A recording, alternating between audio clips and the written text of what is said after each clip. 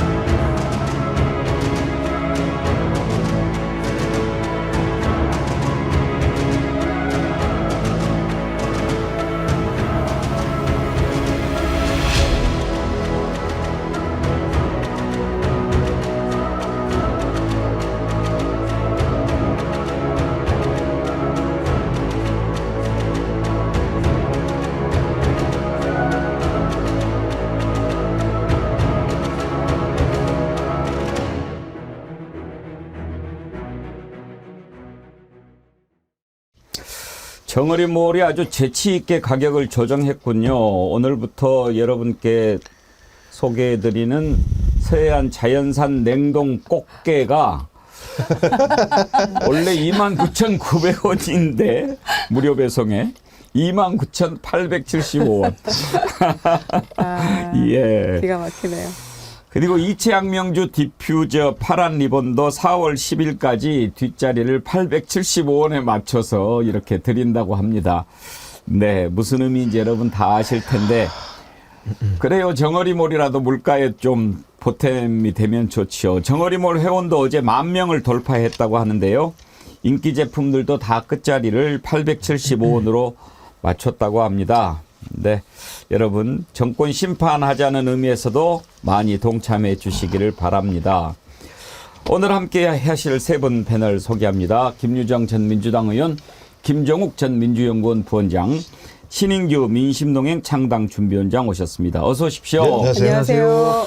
김종욱 원장님께서 저한테 이렇게 좋은 선물을 하나 갖다 주셨는데 아침에 오는데 지하철에서 한 분을 만났대요. 그러면서 자기도 이렇게 백운기 정치 1번지 열심히 보고 있는데 백운기 앵커한테 전해달라고 하면서 이거를 주셨대요. 감사드립니다. 성함은 모르시죠? 예, 제가 성함을 예. 확인했었어야 되는데. 좀 물어보시지. 저도 급한 와중에 그냥. 예. 감사합니다. 달라이라마를 좋아하시는 분인가 봐요. 달라이라마 수첩인데 이 안에 보니까 이렇게 메모도 할 수 있게 돼 있는데 제가 여러분과 함께 나누고 싶은 좋은 말들을 적는 수첩이 마침 떨어져 가고 있었는데 이걸 잘 쓰도록 하겠습니다. 달라이라마 수첩 주신 분 감사드립니다. 물가 얘기부터 오늘 해보려고 합니다. 보통 물가가 지금 심상치 않은 게 아닙니다. 사과값이 10,000원이다 이렇게 했는데 김유정 의원님. 네. 사과, 배 이런 거는 통계가 잡힌 이후로 최고치라는 거 아닙니까? 그러니까요. 그래서 이재명 대표도 그 지난주인가 유세 현장에서 한 얘기가 있었잖아요. 최저시급 9,860원인데 사과 한 알 사려면 1시간 일해야 된다.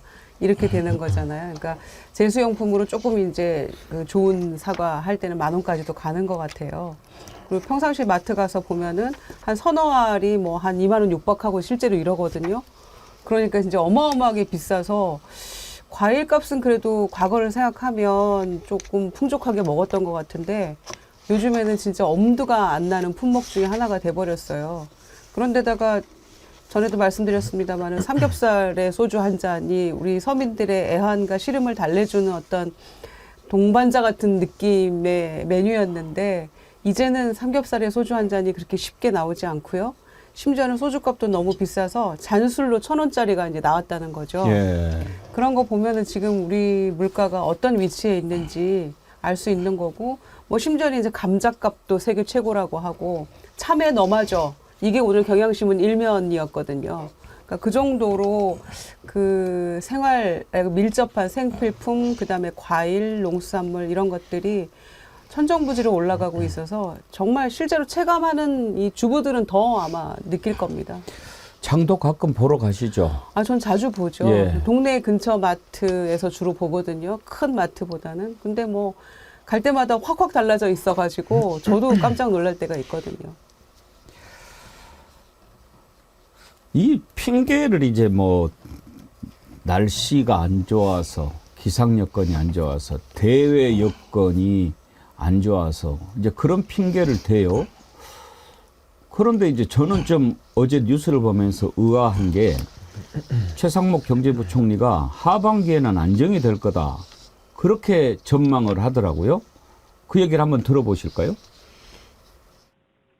4월부터 기상 여건이 개선되고 정책 효과가 본격화되면서 추가적인 특이 요인이 발생하지 않는 한 3월에 연간 물가의 정점을 찍고 하반기로 갈수록 빠르게 안정화될 것으로 전망됩니다. 아니, 김종우 원장님. 네.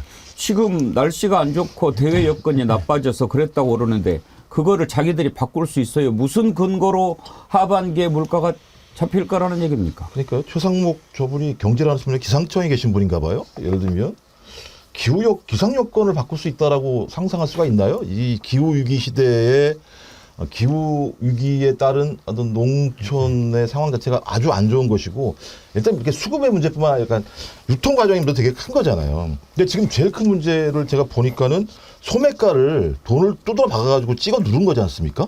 근데 문제는 도매가가 계속 상승한다는 거예요. 보니까 얘기 들어보니까 사과 소매가가 16.4%가 하락을 했는데 도매가는 3.1%가 상승을 했다라고 얘기하고 있고 배추도 2.9% 상승했는데 도매가는 43.1%가 상승했다는 거예요. 그러니까 정부가 돈 두드러 박아서 그 차이를 갖다 메꾸고 있는 건데 이거 언제까지 메꾸냐고요. 아, 또 대통령은 또 국무위원회에서 그렇게 얘기했죠. 무제한으로 돈 풀어라 이렇게 얘기를 했습니다.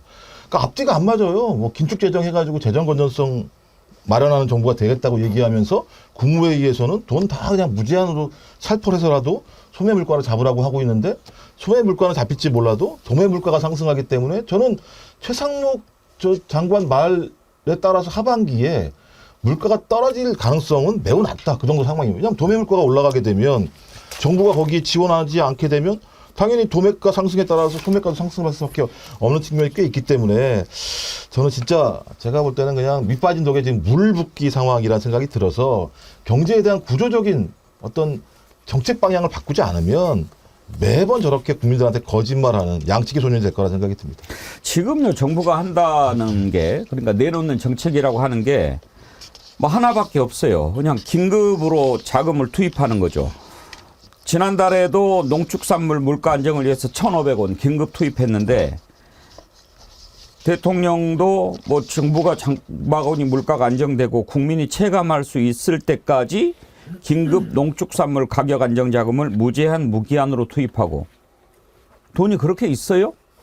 그리고요 이것도 또 들여다봐야 할 게 내일도님 이런 글 주셨는데 대형 마트에만 물가 잡기 할인 행사 전통시장은 어떡하라고 그러는지 이게 무슨 말이냐면요 경북 의성 정어리 김일웅님이 카페에 이런 글을 올려주셨더라고요. 이분은 의성에서 과일 유통업을 하시는 분이라서 이 내용을 잘 아시는 분이에요. 제목이 사과 가격 잡으려고 정부가 유통을 왜곡시켜도 됩니까?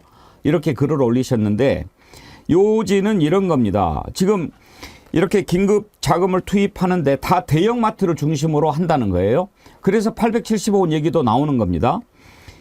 왜 대형마트만 하냐? 결제 시스템이 그렇게 완비가 돼 있으니까. 재래시장은 그렇게 잘 안 되니까 안 잡히죠.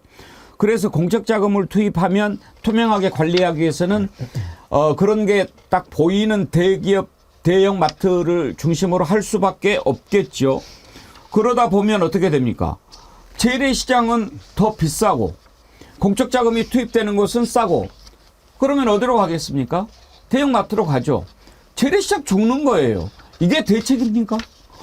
그러면 물가를 낮추기 위해서 겨우 한다는 게 돈 퍼부어 가지고 하고 그렇게 해서 하는 동안에 재래시장은 죽어나가고.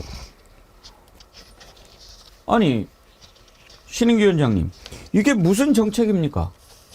그러니까 지금 이 고물가와 고금리 때문에 서민 경제는 지금 거의 뭐 파탄 직전이거든요. 왜냐면 월급은 오르지도 않는데 나갈 돈은 너무 많기 때문에 지금 아마 대부분의 많은 분들이 아마 개인 부채, 빚에 의존해서 지금 살고 있는 것 지금 현실이거든요. 근데 이런 현실을 지금 눈 감고 대통령의 문제 인식이나 이런 것들이 너무나도 아니하기 때문에 국민들이 저는 불안해하시고 더 분노하는 거 아닌가라는 생각이 들고 아까 인터뷰를 봤던 저 최상목이라는 분은 저분이 직전의 직책이 대통령실의 경제수석이었어요. 예. 지난 2년 동안의 경제의 실패를 완전히 이분 때문에 실패했다라고 봐도 과언이 아닌 분인데 이런 분이 자리만 이동해가지고 기재부 장관으로서 뭐 하반기부터 좋아진다라고 아무리 이야기를 해봤자 최상목의 경제는 이미 실패한 거거든요. 근데 실패한 사람을 갖다가 더 요직으로 보내는 이런 식의 인사가 저는 문제라고 보고요. 과거에 뭐 전두환 정권 시절에도 김재익이라고 하는 그 수석이 있어가지고 결국에는 경제정책을 일임해서 전문가에게 그랬죠. 굉장히 많은 권한을 주면서 경제를 풀어나가겠기 때문에 저는 요즘 시대에도 지금 한국은행 총재로는 이창용 총재 같은 분 외에는 지금 경제에서 거의 뭐 제대로 된 인식을 말씀하시는 분이 거의 없거든요. 참 국민들께서 지금 많이 불안하시다라는 생각이 들고 이런 상황 속에서 민생특보로 누구를 갖다 앉혔습니까? 본인의 검찰 하나회 출신인 주기한 같은 분을 앉혀가지고 민생점검하게 하면은 이 제대로 돌아가겠습니까? 그러니까 저는 윤석열 대통령이 가지고 있는 이런 여러 가지 인사 실패 그리고 물가가 올랐을 때 국민들 앞에 죄송하다라고 하고 송구하다라고 제대로 잘하겠다라고 해서 근본적인 태도 변화를 해야 되는데 아직도 이 물가에 대한 인식이 너무나도 지금 좀 잘못 잡혀 있다. 매우 좀 안이한 인식이다라는 것에 지금 국민들은 더 불안해하신다고 저는 생각을 합니다. 김재익 경제수석 전두환이가요 그렇게 했어요. 본인이 이제 군인 출신이니까 뭘 알겠어요. 그래서 김재익 수석한테 경제는 당신이 대통령이야. 이렇게 하면서 경제를 맡겼지 않습니까? 그래서 그나마 전두환 때 물가가 안정이 된 거예요.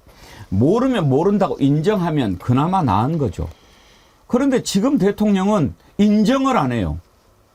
일도 모르면서. 할 줄 아는 게 뭐 있어요? 어제 그 MBC 토론 가지고 오늘 말이 많던데 아까 이만화님 어제 MBC 100분 토론에서 김진 전 중앙일보 논설위원이라는 작자가 기후가 안 좋아서 사과가 작황이 안 좋아서 그런데 대통령한테 뒤집어 씌운다고 얘기를 해요. 참 열받아서 보다가 꺼버렸어요. 저도 앞부분만 보다가 그냥 이 소리가 듣기 싫어서 껐는데 아침에 보니까 뭐 좀 난리가 났습니다. 노무현 대통령 폄하 발언하고 뭐하러 그런 자를 불러서 토론을 하는지는 잘 모르겠어요. 그런 식이에요. 뭐 잘못된 건 다 남 탓하고 전 정권 탓하고 대파값은 그때가 더 비쌌다고 이런 얘기는 하고 모르면 좀 물어보고 배우고 그래야 될 거 아닙니까? 자기 입으로도 옛날에 전두환 칭찬하고 칭송하고 그러지 않았어요? 대선 때? 그거 한번 들어볼까요? 우리가 뭐 전두환 대통령이 군사 쿠데타와 그 5.18만 빼면 잘못한 부분이 이제 그런 부분이 있지만 그야말로 정치는 잘했다고 얘기하는 분들이 많습니다. 그거는 호남 분들도 그런 얘기 하시는 분들이 꽤 있어요. 그 왜 그러느냐? 맡긴 거예요. 이분은 군에 있으면 조직 관리를 해봤기 때문에 예? 맡긴 겁니다. 경제는 돌아가신 김재익에게. 그 당시에 정치했던 사람들 그런 얘기 하시더라고요. 야, 국회의는 그거 잘하는 니들이 해라. 웬만한 거 다 넘기고. 그렇기 때문에 그 당시에 무슨 뭐 삼저 현상 이런 게 있었다고 하지만 그렇게 맡겨놨기 때문에 잘 돌아간 겁니다.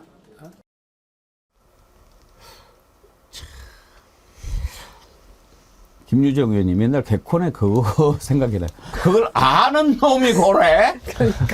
그러니까요. 아니 저렇게 본인이 역량이 안 되면 제대로 된 어떤 경제팀을 꾸려서 잘 관리하게 해야 되잖아요. 우리가 지금 국민들이 분노하는 지점이 단순히 사과 한 알이 얼마다, 대파값이 얼마다 이 부분이 아니잖아요.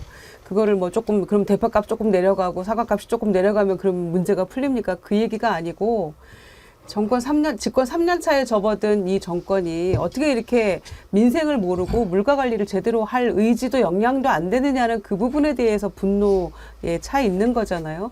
그런데 대통령이 본질을 모르고 지금 저런 얘기를 하면서도 왜 그럼 본인은 저렇게 못하는지에 대한 반성도 없는 거예요. 지금 현재. 그러면서 한동훈 위원장은 뭐 야당이 뭐 선심성 예산 뭐 돈은 어디서 나서 그렇게 하느냐라고 하면서 본인들이 지금 막 던지고 있거든요. 대통령이 24차례 민생 토론에서 900조 1000조 가까운 돈 막 쓰겠다고 하고 공약 아닌 공약을 막 하고 있고 한동훈 위원장 지난 주말 유세에서 심지어는 이제 무슨 얘기까지 나왔냐면 부가가치세를 한시적으로 인하하겠다는 얘기까지 하고 있어요. 이 부가가치세 세수가 작년에만 봐도 한 74조 원인 거든요. 그런데 세수펑크가 57조가 났잖아요. 지금 그것으로도 어떻게 메꿀지도 모르는 이 상황에서 긴축 재정 한다느니 하고 있으면서 부가가치세도 5%로 지금 현재 10%잖아요. 5%로 한시적으로 인하하겠다. 뭐 무상보육 5세 그리고 뭐 3, 4세로 넓혀가겠다. 막 던지고 있는 거예요. 어떻게 하겠다는 겁니까? 이 예산을. 이 재정은 어떻게 하겠다는 건지 아무 대책도 없고 부가가치세 인하가 자기네 마음대로 막 됩니까? 그건 법을 바꿔야 되는 문제잖아요. 그런데 이렇게 막 던져놓고 또 이제는 4월에 날씨 좋아지면은 조금 괜찮을 거야? 작황이. 이런 정도로 이 경제 문제를 풀려고 하는 이 한심한 정부인 거죠. 김기숙님, 저도 자영업 합니다. 개업 40년이 되었는데 지금처럼 불경기는 겪어보지 못했어요. 전통시장 다 죽어갑니다. 이런 분들이 한두 분이 아닙니다. 이제 이만하면 됐다 싶습니다. 정말 엔간히 좀 했으면 좋겠어요. 제가 그런 생각을 해서 그런지 오늘 2만 원 슈퍼챗 릴레이가 벌써부터 막 시작이 됐군요. 2만의 의미가 이만하면 보스 형님 TV께서 2만 원 슈퍼챗 하시면서 불을 질르셨네. 이만하면 꼭 투표 독려합시다. 투표하면 이깁니다. 여왕개미님 2만 원 슈퍼챗 동참하시면서 이치학명주 심판합시다. 투표하면 이깁니다. 이재명 대표님 응원합니다. 블루토파즈님도 2만 원 동참하시면서 투표해야 이긴다 그러셨고요. 보수형님 TV가 처음에도 보내셨죠. 투표로 4월 11일 새로운 대한민국을 만들어 봅시다. 정어리 여러분은 할 수 있습니다. 투표합시다. 제가 아침 댓글에 인사로 그렇게 올렸는데요. 우리 정어리원들 투표일은 4월 10일 아닙니다. 4월 5일, 6일 정어리원들은 이날 투표하십시오. 그리고 4월 10일은 심판의 날입니다. 어떻게 심판이 이루어지는지 지켜보시면 됩니다. 김종 원장님, 네. 본인이 그러니까 뭐 약속했던 거 우리가 뭐 지금 기대를 아예 하지도 않지만 그때만 해도 뭐 맡기면 된다 그렇게 얘기를 했잖아요. 뭐를 맡긴 게 있어요? 아니요, 맡긴 게 없으니까 이런 사태가 벌어졌겠죠. 그리고 제가 볼 때 맡기면 뭐 합니까? 아까 말씀하신 것처럼 국무회의 열어가지고 한다는 얘기가 야 농축산물 가격 안정 자금을 무제한 무기한으로 투입해라라고 예를 들면 중간에 얘기를 하면 경제 당국자들이 경제 문제 관련해서 물가를 갖다 안정적으로 대처할 만한 방법이 없는 측면들이 분명히 있는 거죠. 그리고 무제한 무기한으로 투입하겠다고 얘기하면 재정 여력이 있어야 되는 거잖아요. 근데 아까 그 김종 의원이 말씀하신 것처럼 법안이 통과가 안 되니까 예를 들면 감세를 할 수가 없잖아요. 그러니까 감면을 해버려요. 그러니까 감세는 안 되니까 감면을 하는데 감면을 누구한테 해주느냐? 기업들, 부자들한테 감면을 해줘요. 그래서 지금 보니까는 올해 국세 감면액 전망이 77조 정도 될 거라고 얘기해요. 근데 작년에 69조 5천억 정도의 감면을 줬어요. 이 감면은 누구한테 가는 거냐? 아까 말씀드린 부자들하고 소위 기업의 법인세 문제로 가는 건데 이 기업도요. 중소기업은 혜택을 많이 못 봐요. 뭐 예를 들면 영업이익을 내야지 법인세를 내든지 말든지 하는 측면이 있는 건데 대부분 또 대기업이 가져가는 상황이 벌어지게 되면 말씀하신 지난해 59조의 세수 펑크가 났다고 그러면 올해 더 많이 날 거라고 상정할 수밖에 없는 거잖아요. 경제 볼륨이 적어지니까 세금도 적어질 수밖에 없고 그러면 내년에 막 7, 80조 정도의 세수 펑크가 난다고 그러면 재정 지출 자체를 100억대로 줄이지 않으면 경제가 돌아가지가 않아요. 그러면 정부 지출을 그렇게 만약에 100조가 될지 안 될지 모르겠습니다만 줄여버린다? 그렇게 되면 곡소리가 어디서 납니까? 가난한 사람들한테 곡소리 나는 거거든요. 그러니까 돈을 쓸 여력이 없는 거잖아요. 그러니까 그냥 국민들 민생은 완전히 도탄이 되는 것이고 경제 볼륨은 적어지게 되는 것이고 그렇게 되면 우리 경제는 폭망으로 가는 상황이 되는데 경제가 폭망이면 진짜 비참해지는 사람들은 그 경제 사각지대에 있는 분들이 될 수밖에 없는 측면이 계속 있어서 이걸 누가 만드느냐 기후가 만든 것도 아니고요. 아니면 외부 여건을 만든 것도 아니고요. 소위 윤석열 정부 들어와가지고 경제정책을 이따구로 하니까 벌어진 문제예요. 그렇다면 경제를 갖다가 본인들이 못하면 야당한테 맡기든지 아니면 그야말로 지금 대통령이 손을 떼서 진짜 좋은 사람들 인사해가지고요. 내가 다 개편해서 이런 사람들 정도는 국민들이 믿을 만한 경제는 적어도 신뢰가 있어야 되는 거잖아요. 국민들한테.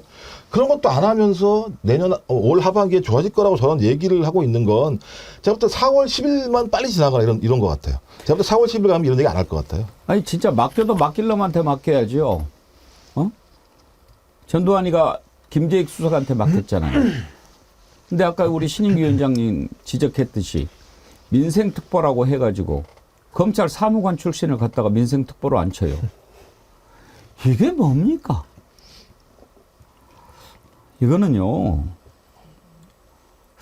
죄 짓는 거 아닙니까, 신인규 위원장님? 근데 저는 이제 가끔 제가 이제 치킨을 시켜 먹는데 제가 마침 또 어제 밤에 좀 치킨을 시켜 먹어봤어요. 배가 고파서. 근데 진짜 이게 느낌인지는 모르겠는데 치킨 가격은 조금씩 올라가거든요. 근데 양은 많이 줄었더라고요. 닭이 작아졌어요. 근데 저도 이게 뭐 작은 닭을 썼는지 아니면 제가 뭐 배고파서 그런지 모르지만 기후 때문에 그래요. 기후 근데 때문에. 양이 줄었길래 제가 어떤 생각이 들었냐면 뭐 평소 같으면은 왜 이렇게 양이 적지? 뭐 기분이 좀 상할 수도 있는데 좀 이해가 되더라고요. 이 적게 넣더라도 소상공인 분들도 이게 안 남으니까 어쩔 수 없는 거 아니겠는가 하면서 그냥 다이어트 하자 생각하고 좀 적게 어제 먹고 했는데 그 정도로 지금 경제가 어렵거든요. 근데 저는 윤석열 대통령에 대해서는 일단 첫 번째 인사 실패도 있지만요. 일단 기조를 믿을 수가 없는 겁니다. 그러니까 이 자리 가가지고는 민생토론회 가가지고는 돈 뿌리는 얘기하고 또 어디 가서는 건전재정 얘기하고 말이 앞뒤가 안 맞는 분이기 때문에 이제 와서는 전 정부 탓하더니 또 이제 기후 탓까지 이제 넘어가 버리잖아요. 그러니까 도대체 이런 사람들하고는 더 이상 국정 운영을 논할 수가 없고 국정을 맡길 수가 없다라는 것이 저는 국민들의 보편적인 지금 인식으로 가고 있다라는 생각이 드는 것이고요. 또 하나는 윤석열 대통령 경제 얘기 많이 하거든요. 그러면은 아마 내각이나 대통령실 비서진들이 이렇게 생각할까봐 걱정이 됩니다. 대통령이 특수수사를 많이 했기 때문에 재벌수사를 많이 했고 재벌수사를 많이 했으니까 경제 전문가이시다. 이러면서 대통령의 지시사항만 지금 이행하고 있는 거 아닌가? 이런 의구심이 드는 거예요. 교육정책이고 의료정책이고 다 그렇게 했기 때문에. 그래서 저는 이번에 대파 사건에서도 참 기가 막힌 것이요. 물가가 높아가지고 대통령이 현장 점검 나갔습니다. 그럼 참모들이 가장 비싼 대파 파는 곳으로 대통령 데리고 가야 되는 거 아닙니까?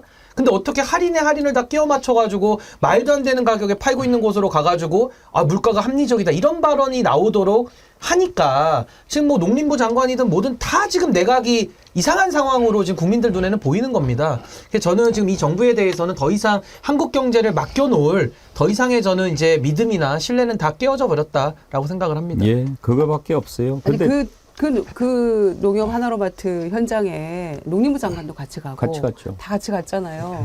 그러면은 875원이라는 대파 가격이 합리적인 가격이라고 말을 할 게 아니고 아니 이 가격이 지금 마트에서 이 정도면 현지는 어떻게 되는 거야? 농민들은 어떻게 되는 거야? 유통구조가 어떻게 됐길래 지금 875원에 이게 가능한 일이냐고 얘기를 하면서 분노를 해야 되는 거 아닙니까? 그럼 뭔가 개선하고 산지에서도 먹고 살 수 있을 만하고 현장에서도 이 가격으로 다 지금 이게 판매가 가능한 거냐를 점검하면서 이 정도 가지고는 어떻게 농민들이 먹고 살 수 있느냐. 그리고 서로가 윈윈할 수 있는 뭔가를 찾아내야 되지 않느냐라고 다시 반문하는 뭔가의 대통령이 고민하는 흔적이라도 보여줬으면 이렇게 화가 안 날 거예요. 그런데 875원은 합리적인 가격이란 말 해놓고 그 다음에는 끝이잖아요. 근데요, 그 상황을 우리가 좀 잘 들여다볼 필요가 있어요.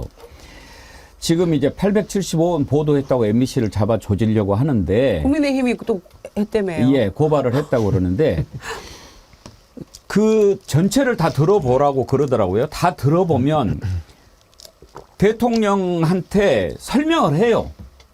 이게 어떻게 875원이 됐는지. 네. 그러니까 이런 돈 드리고 이런 돈 드리고 이렇게 지원해서 이 가격을 맞췄습니다.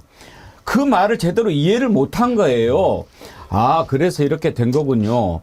그런데 이렇게 이런 혜택을 다 보게 하려면 원래 이제 뭐 존댓말도 안 쓰니까 아, 그래? 뭐 이제 그랬겠지만. 그런데 그렇게 설명을 해줬어도 이자가 이해를 못한 거야. 그래 놓고 그냥 뭐 말 딱 끝나니까 내가 장을 많이 봐봐서 하는데 875원이면 합리적이네 이렇게 얘기를 한 거예요. 그러니까 결국은 이게 어떻게 875원이 됐다는 설명도 듣지도 않고 그냥 혼자 얘기를 해버린 거예요. 그게 다 지금 드러나서 네가 대파값을 알기는 알아, 네가 민생을 알아, 네가 물가에 관심이 있어 이렇게 국민들이 분노하는 건데 마치 그거를 875원 발언을 안 한 것처럼 막 그거를 보도한 것처럼 MBC를 갖다 조지려고 하는 거예요. 그 말을 제대로 듣기라도 했어도 그런 말 안 할 거 아니에요. 그러니까 지금 국민들이 화가 난 지점을 이해를 못하는 거죠. 뭐가 문제인지를 본인이 모른다니까. 그러니까 소위 말하는 벌거벗은 임금님 얘기하는 거 아닙니까? 대통령이 무능하고 이해력이 안 되는 겁니다. 그러니까 국정 운영을 파악을 하고 참모들도 대통령을 속일 수 있고 무능할 수 있기 때문에 그거를 잡아내가지고 바꿔내고 교정하는 게 대통령의 역량인데 지금 기본적인 이해가 안 되는 거거든요. 그러면서 본인의 경험, 뭐 요리 많이 하고 하니까 뭐 장도 봤겠죠. 근데 본인이 장 많이 봐봤다고 아, 이 가격이면 합리적이다. 아, 무슨 물가를 자기 기분으로 다 평가합니까, 대통령이? 그러니까 국정 운영이 너무나도 즉흥적이고 논리적이지 않다라는 거에 대해서 국민들이 걱정하고 우려하시는 건데 지금은 이걸 또 쉴드 치느라고 이수정 후보 같은 사람은 또 이게 한 뿔이냐 한 단이냐 이건 논란을 또 붙이잖아요. 이성을 잃었다는 거 아닙니까? 그래서 저는 지금 물가 걱정을 모든 국민이 다 하고 있는데 대통령만 모를 수 있습니까? 그럼 모르시면 안 되죠. 그걸 모를 거면 그냥 그 자리에서 내려와야죠. 대통령이 물가를 잡지 누가 잡습니까? 뭐 귀신 잡는 해병대가 잡습니까? 아니 물가를 누가 잡냐고요. 그러니까 대통령이 못 잡고 능력이 안 되고 관심이 없으면은 아 대통령직에도 별로 관심 없다고 후보 시절에 녹취록에 나왔잖아요. 관심 없으면 그만하라 이겁니다. 국민들 마음에서는 너무 괴롭기 때문에 그런 겁니다. 아니 그리고 농협 하나로마트가 또 거기다 불을 질러요. 원래 27일까지 875원 하기로 했거든요. 4월 10일까지 한대요. 4월 10일까지 875원 한다니까 아니 사람들 보면 장난쳐? 물가가 계속 예를 들어 올라가가지고 난리가 나는데 거기만 875원인데 이게 계속 물가 잡을 생각을 안 하고 4월 10일까지 농협 하나로마트는 875원에 팔겠다고 얘기를 하면 정부는 그냥 선거에 몰빵하는 정부인 거잖아요. 물가가 뭐가 중요해. 그냥 농협 하나로마트 같은 경우 충성경제 벌이는 상황이 벌어지고 있고 저는 이런 상황이 벌어지니까 국민들은 화가 날 수밖에 없는 거죠. 그러니까 왜 자기들이 왜 지고 있는지 잘 모르는 것 같아요. 저는 강서구청장 선거 때랑 똑같은 지금 상황에 빠져 있는 거 아닌가 이런 생각이 듭니다. 그러니까 저건 이제 주가 조작, 잔고 조작, 이제 물가 조작까지 하는 거 아닙니까? 이 물가 조작을 국민들이 언제까지 참아야 됩니까? 바보가 아니거든요. 아니 이를테면 카이스트 대학원에서 입을 틀어 막았잖아요. R&D 예산 원상 복귀시키고 올려라 이렇게 했을 때 입까지 틀어 막으면서 들려나가고 했었는데 이제는 내년도 R&D 예산을 최고 수준으로 올린다고 아까 속보가 나왔잖아요. 어느 장단에 춤을 춰야 됩니까? 이미 지금 R&D 예산 깎은 것 때문에 그 연구 R&D 관련 분야 종사자들도 지금 한국을 떠나는 연구원들도 많고요. 한 몇십 년 후퇴했다는 거에 이미 그게 중단되는 바람에 올린다고 속보가 떴어요. 예, 속보가 예. 떴어요. 혹시 그런 거 아니에요? 야, R&D가 뭔데 그래? 아, 그랬어? 그걸 왜 깎았어? 뭐 그런 거 아니에요? 이제서 R&D 뜻 알고? 그래서 정말 진짜 도대체 어떤 기준과 원칙에 따라서 예산을 편성을 하고 깎고 늘리는지에 대한 기본적인 이 철학도 없고요. 생각 자체가 없는 것 같아서 하루하루 기가 막힙니다. 4월 10일까지 어떤 또 폭탄 발언들이 이렇게 나올지 궁금하네요. 아니 그리고 이 R&D도 제가 이해가 안 되는 게요. 연구를 하는 거잖아요. 연구가 중단되면 내년에 대폭 늘려봤자 아무 소용이 없어요. 그 인물들이 연구를 중단하는 과정에서 그 연구를 다시 재개하려면 엄청난 인프라들이나 예를 들면 연구를 갖다 보존할 수 있는 역량들을 만들어야 되는데 지금이라도 당장 예를 들면 추경이라도 해가지고 예산을 확보하지 않게 되면 아주 중대한 인력과 연구 성과물들이 날아갈 수밖에 없는 상황인데 하는 얘기가 내년에는 대폭 늘려줄게. 그러니까 올해는 좀 잠잠히 있어라는 얘기를 그것도 4월 10일 직전 선거 앞두고 저렇게 얘기한다는 건 모든 게 경제적인 상황을 전망하는 게 아니라 그냥 4월 10일 선거 이전까지 리스크가 발생하는 걸 그냥 받겠다는 생각밖에 없는 거다. 그러니까 경제는 제가 볼 때 안중에 없는 정부죠. 대통령 스스로가 아무것도 모르는 거죠. 말씀하신 것처럼. 우리 신인기 위원장님 해병대 귀신 잡는 해병대 얘기가 지금 아주 또 반응이 뜨거운데 타이틀방님 해병대는 당분간 귀신 잡지 말고 물가부터 잡아주세요. 가끔 그런 생각 들어요. 너무 요즘에 하는 거 보면 스트레스 많이 받잖아요. 가끔은 우리가 그냥 이거 쉬고 신인규 위원장님한테 한 시간 들여가지고 계속 이야기시키면 스트레스가 좀 풀리지 않을까 그런 생각 많이 들어요. 아유, 뭐 근데 저도 참 마음이 너무 무겁고 참 힘든데 또 이 힘든 상황을 우리가 힘들어만 할 수는 없으니까 가끔씩 이렇게 좀 제가 우스갯소리도 좀 하고 하는데 하여튼 뭐 재밌게 들어주셔서 그건 감사하고요. 무엇보다도 정말 이 윤석열 대통령 때문에 국민들께서 너무 고통스럽다. 그리고 저는 그 생각도 합니다.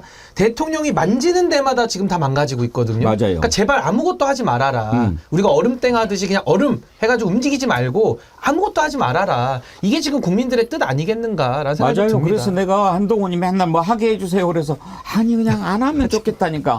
안 하면 감사하고 안 보이면 도움돼요.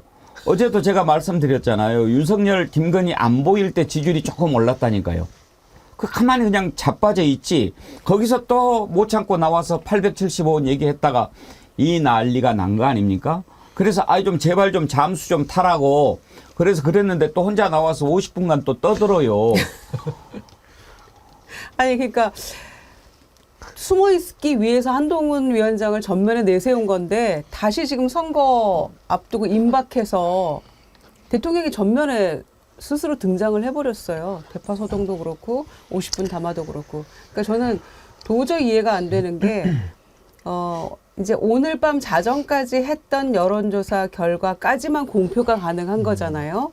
여론조사 공표 금지라는 게 내일부터 금지된다는 그 내용을 보면 오늘까지 한 여론조사는 공표가 돼요.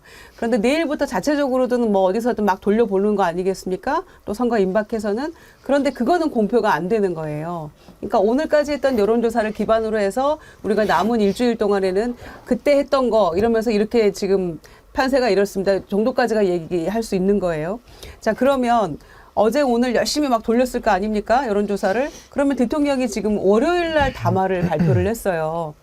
월요일 날 담화를 발표를 하면 2월 6일 날 의대 2,000명 증원 발표를 했는데 그 담화 내용에 담긴 뭐 나중에 끝나고 수습하느라고 전공의들 만나겠다 뭐 어떻게 하겠다 이런 것들은 이미 1월이나 훨씬 그 전에 만나서 우리가 얘기를 좀 해보자. 그러고 나서 발표를 하든지 말든지 2월 초에 그렇게 했었어야 되는데 완전히 순서가 바뀐 데다가 담화를 발표를 했으면 그 안에는 뭔가 해결책을 대통령이 제시를 해야 될 시점이에요. 그것도 한 달 반 전에 했어야 될 담화일 뿐더러 내용이 나왔어야 되는데 그 내용을 듣고 우리가 이해하는 사람이 아무도 없잖아요. 뭘 하겠다는 것인지. 끝나고 나서 해설을 해줘야 되잖아요.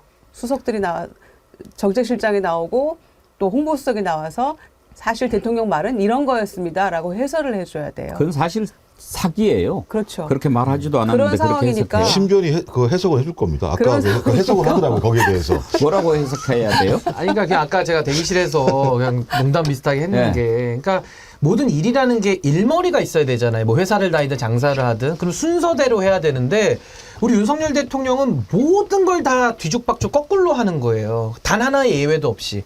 그러니까 예를 들면 우리가 뭐 양치하고 잘 때도 음식을 먹고 나서 양치를 하지 않습니까? 근데 이분은 늘 양치를 하고 음식을 드시는 것 같아요. 양치하고 귤 같은 거 사과 드셔보셨어요? 막 쓰지 않습니까? 그러니까 이분은 참 이게 일머리가 없다고 표현해야 되는지 아니 뭐가 좀 어떻게 좀 모자른 부분이 있는 건지 다 거꾸로 합니다. 그래서 모든 거를 일만 들쑤셔 놓고 모두에게 피해만 주는 정말 민폐 대통령이다 이런 생각이 좀 듭니다. 아까 저 빵 터졌습니다 여기서 대기하고 있다가 저희 듣고 나서 제발 식사하고 나서 양치를 하십시오. 그래야 씻고 안 가시지. 자꾸 그 양치하고 음식을 드시니까 너무나 답답합니다 정말. 해피님, 옛말에 알아야 면장도 한다고 했어요. 그래서 윤석열 한동훈은 면장감도 안 된다고 봅니다. 나채덕님, 2년 동안 외교 핑계대고 해외 나돌아다니면서 국내 일에 나 몰라라 할 때부터 이럴 줄 알았어야지요. 그러네요. 로즈마리님, 제철인 미나리가 한 움큼에 5,980원이더라고요. 묻혀놨더니 한 접시밖에 안 돼요. 기가 차네요. 남자친구 상식이님, 장보러 못 갑니다. 가격 보고 스트레스 받아서 그냥 밥과 김치만 먹어요. 경로 한국민님, 이 정권도로 동네 친구와 호프집 가본 게 까마득합니다. 한 달에 한 번 유일하게 수다 떨며 스트레스 푸는 시간이었는데. 서승숙님, 정말 살 수가 없어요. 윤 정권도로 모든 게 다 오르고 안 오른 건 월급밖에 없어요. 청와대만 안 옮기고 그 비용으로 민생에 신경 썼다면 어쨌을까요? 심판해야 합니다. 이번 투표로. 서삼릉 말궁디님도 지금 투표 릴레이 슈퍼챗에 동참해 주셨네요. 2만 원 보내시면서 서민들 다 죽이고도 표 얻으려고 발악을 하네요. 반드시 투표하여 심판합시다. 참여해 주셨고요. 이호재님 43,000원. 예, 오늘 제주 4.3 항쟁 추념식이 있는 날인데요. 43,000원 슈퍼챗 보내시면서 이 정부 정말 답이 없네요. 제주 4.3 추모제 국힘은 재욱이 혼자 가고 윤지혁 원내대표가 모양이죠. 현장 중계하는 방송이 없네요. 방통위에서 막았나 봐요. 대통령도 한동훈 위원장도 안 갔죠. 그리고 이제 나머지 우리 야당들은 거의 다 갔거든요. 그런데다가 작년에도 한도수 총리가 가가지고 대독했었는데 4.3 추념사를 하면서 무슨 IT하고 뭘 지원한다는 얘기를 해가지고 우리를 정말 황당기암하게 만들었었는데 지금 보니까 뭐 전국을 갈고 다니는데 한동훈 위원장은 심지어 제주도는 한 번도 안 갔더라고요. 그러니까 이런 거 저런 거 다 해서 제주도민들이 굉장히 지금 화가 나 있으신 거죠. 지금요, 이번 투표 아주 저는 심상치 않은 걸 느낍니다. 재외국민 투표율이 62.5%인가요? 62.8%인데요. 예, 사상 최대. 사상 최대. 예. 마틴 코리안 신 아이디 쓰시는 분인데 외국에 계신 분인 것 같습니다. 어디라고는 안 밝히셨는데 비행기 타고 편도 2시간 15분, 지하철 타고 1시간 재외국민 투표하고 왔습니다. 국내에 계신 깨시민님들 제발 힘내십시오. 제발요 끝까지. 대한민국이 손가락질 받고 살고 있습니다. 이렇게 보내셨는데 어느 나라에 계신지는 모르겠습니다만 재외국민 투표 하셨나 봐요. 이렇게 나라가 지금 위기에 빠졌다. 물가는 특히 우리 국내에 사는 분들이 느끼는 문제 아닙니까? 그런데도 재외국민들이 이렇게 투표로 심판해야 되겠다라고 나서는 거는 뭡니까? 물가도 물가지만 이대로 있다가는 내 살아가는 조국이 무너지겠구나. 절단나겠구나. 그런 걱정 때문에 투표소로 달려간 것 아니겠습니까? 비행기 타고 지하철 타고 몇 시간을 돈 들여서. 그런데도 이번에는 겁이 나서 재외국민들 투표하도록 독려하는 문자도 잘 안 보내고 안내도 잘 안 했다고 그래요. 사전투표도 뭐 독려하지 않겠다 그랬다가 지금 혼나서 뭐 그게 아니고 뭐 있다고 얘기를 하고 있는데 그래요. 투표하지 마세요. 할 사람만 할게요. 확실하게 보여줄게요. 100대 빵으로 보여줍시다. 100대 빵으로. 정말 우리 국민들이 이번에 투표를 통해서 뭐를 보여주겠다는 것인지를 보여줍시다. 그것만이 나라를 위기에서 구할 수 있는 길입니다. 이번 투표는 단순한 선택이 아닙니다. 우리가 살기 위해 사는 겁니다. 그렇지 않으면 우리가 죽습니다. 그런 절박한 심정으로. 제가 며칠 전에 아마 전부 다 그 공범을 받으셨을 거예요. 들고 왔거든요.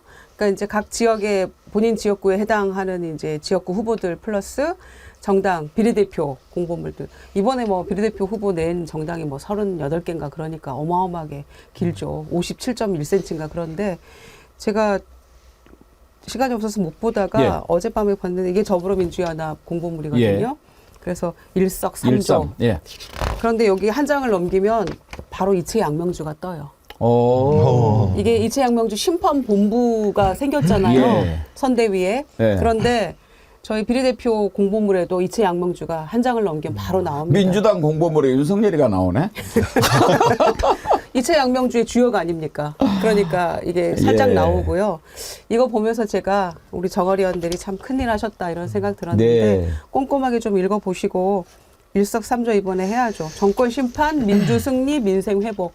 우리 최근에 나눈 말씀들 다 이 안에 들어있는 것 같은데 이채양명주 보고 반가워서 제가 오늘 이거 들고 나왔어요. 아유, 감사합니다. 근데 저는 정권 심판 개념보다 저는 하나 더 위에 거를 전 생각하셔야 된다고 보는데요. 이번 선거 뭐 일석삼조 다 좋은데 저는 가장 중요한 게 저는 검찰 하나회를 종식시킨다고 봅니다.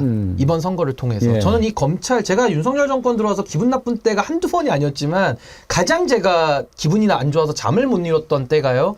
한동훈 위원장이 법무부 장관 하다가 여당의 비대위원장으로 바로 직행한 날. 그리고 윤석열 대통령이 김건희 배우자 주가 조작 그 특검에 대해서 거부권 행사한 날. 그리고 한 번 더가 그 김관진하고 김기춘에 대해서 사면권 남용한 날. 제가 이 세 날은 제가 잊을 수가 없거든요. 가만히 보시면 이 검찰 하나회 정치를 이제 정말 종식을 시켜야 되는 겁니다. 그 중심에는 윤석열, 한동훈이 있어요. 그러니까 이번 총선을 통해서 저는 다 투표하러 나가셔야 된다고 보고 나가서 정말 정권 심판을 뛰어넘는 이 검찰 하나회 정치를 완전히 끝장을 내버리는 날로 이번 4월 10일이 저는 아주 무서운 두려운 심판의 날이 될 것이다. 그리고 꼭 이제, 하셔야 됩니다. 예, 검찰 뭐 특수부를 해체하는 것도 중요한 겁니다만 전 제가 볼 때 경제가 진짜 이대로 가면 거덜날 것 같다는 느낌이 많이 들어요. 왜냐하면 KDI가 작년에 2.4% 예측했다가 1.4%가 됐어요. 올해 2.2% 예측했는데 1.2%가 될지도 모르는 상황에다가요. 보니까는 이번에 그 500대 상장 중견기업 중에서 17% 정도가 작년에 영업 적자를 기록했다고 얘기하고요. 절반은 영업이익이 감소했다고 얘기를 하고 있어요. 거기다가 지금 우리가 얘기하는 재정 건전성 이런 것 때문에 재정 건전성 얘기하고 있는데 재정 건전성 기준이요 3%인데요 3.9% 적자를 예상을 한다는 거예요.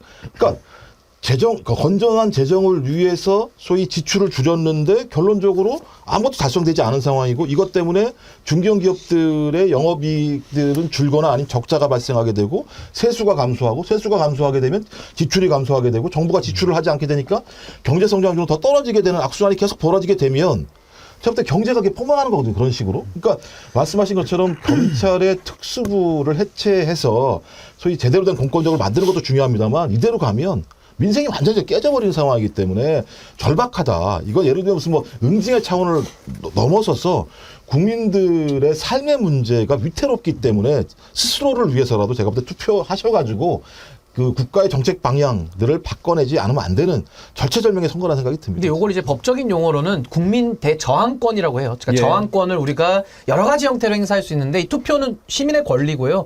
아주 합법적으로 저항할 수 있는 저는 아주 좋은 기회다. 꼭 저항을 하셔야 됩니다. 이번 총선은 절박 대 절박의 싸움이에요. 우리는 정말 이러다가는 죽게 생겼으니까 절박하고 저쪽은 저러다가 죽게 생겼으니까 절박하고 너네들 절박하냐? 우리는 이번에 박절하겠다. 김종원 원장님이 이번에 좀 박절해야 된다고 그러셨죠? 예. 뭐 대통령이 이렇게 얘기했는데 뭐 저희라고 그렇게 안 하면 되겠습니까? 박절하게, 예. 정말 정신 똑바로 차리고. 이렇게 대통령이나 용산에 있는 사람들이 정신을 못 차리면 그걸 정신 차리라고 민심을 전해주는 것이 정당이거든요. 근데 지금 정당은 어떻게 돼 있습니까? 꼬붕도 이런 꼬붕이 없습니다. 지금 국민의힘을 이끌고 있는 한동훈은 무슨 말 했다가 하루 만에 깨갱하고 또 비례대표 쪽에 뭐예요? 거기 이름이? 국민의 미래. 국민의 미래가 국민의힘 네, 비례정당인가요? 예. 하도 미래가 많아가지고. 근데 거기 지금 막 운동하고 앞에 위원장하고 있는 사람은 인효환이죠. 이 양반도 좀 이상해. 막 뭐 경기가 나쁜 게 이 정권 잘못이냐 이렇게 얘기를 해요. 이게 무슨 정당입니까? 정신을 좀 한쪽이라도 차려야죠. 지난 2년 동안 이 정부는 심판할 것이 없대요. 왜? 야당이 발목 잡아서 아무것도 못했으니까. 경기 나쁜 게 이 정권 잘못이 아니래요. 아니 뭐 좀 한국 사람이라면서요. 한국말을 해야지. 에?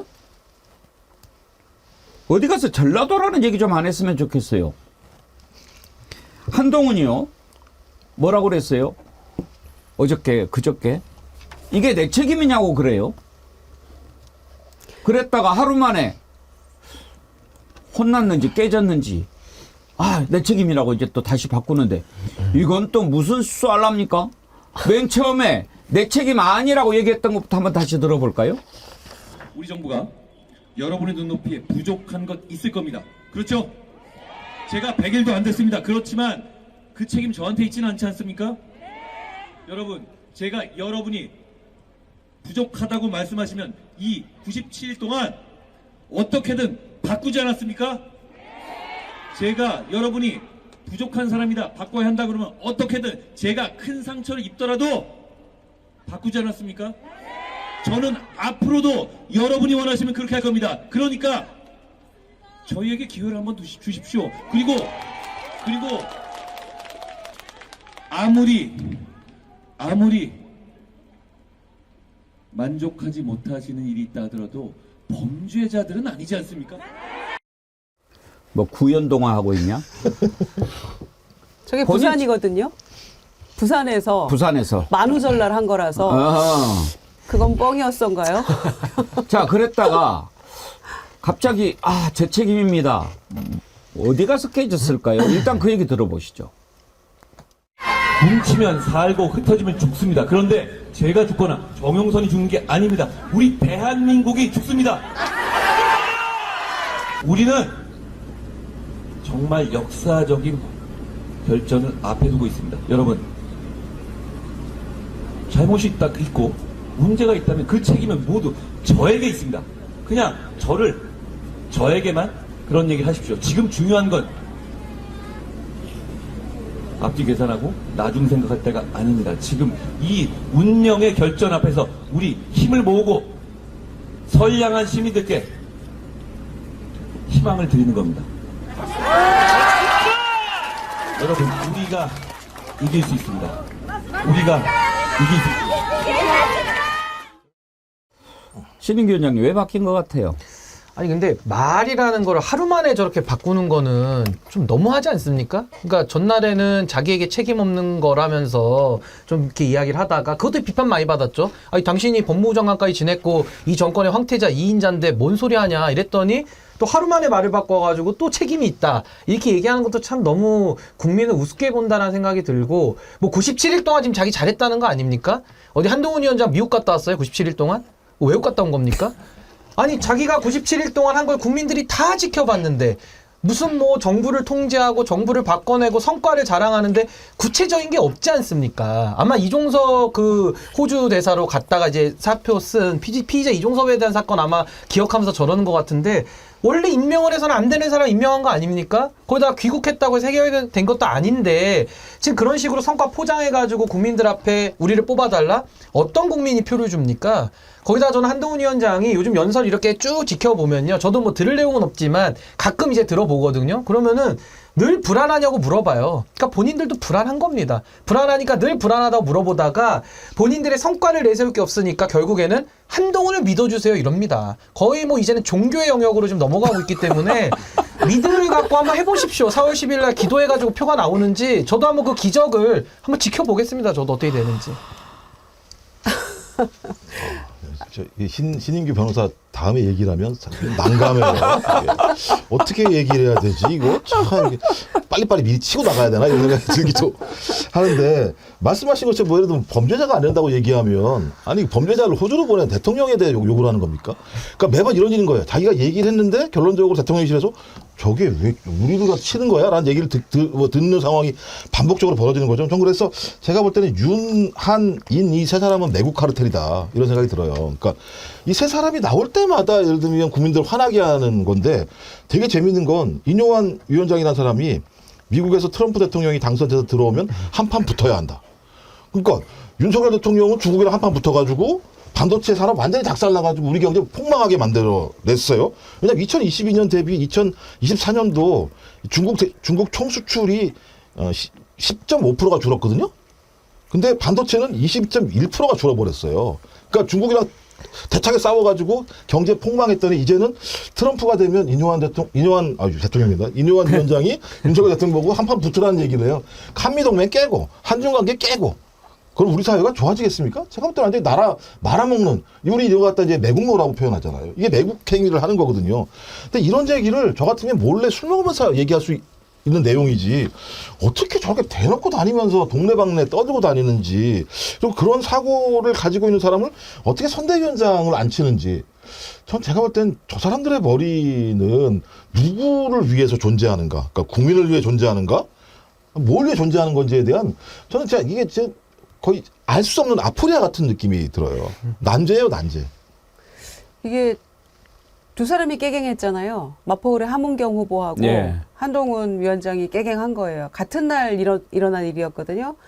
뭐가 일어났냐? 4월 1일 날 담화 듣고 나서 함은경 후보가 탈당해 대통령 이랬잖아요. 그리고 4월 1일 날 부산 가서 내 잘못은 아니지 않아? 이렇게 얘기했던 날이 4월 1일 동시에 일어났다가 곧바로 이제 사방에서 화살이 날아왔잖아요. 홍준표 시장도 한마디씩 했고 그다음에 양쪽 다 한마디 했잖아요. 어디서 근본 없이 굴러다니다가 대통령 우리가 뽑은 대통령을 나가라 마라 해. 네가 뭐야? 이렇게 얘기했던 거고 또 한동훈 위원장한테는 법무부 장관인데 네가 왜 책임이 없어? 이렇게 얘기한 거였죠. 그리고 이장우 시장도 그렇고 뭐 권성동 의원도 또 나섰더라고요.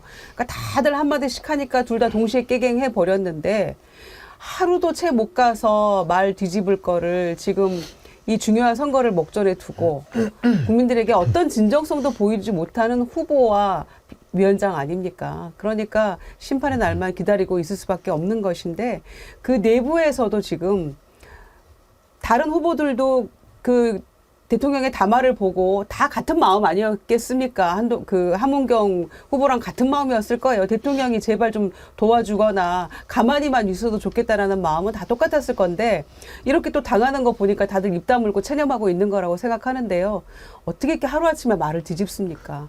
정책도 그 무엇도 다 이렇게 호떡 뒤집듯 뒤집을 거예요, 아마. 그러니까 신뢰가 완전 추락하는 거죠. 세 분 말씀하시는 동안에 변화가 좀 있었네요. 오늘 신기록을 세웠는데 3만 1,000명을 돌파했습니다. 우리 백운기 정치 1번지 시작한 뒤로 신기록입니다. 박수 한번 드립니다.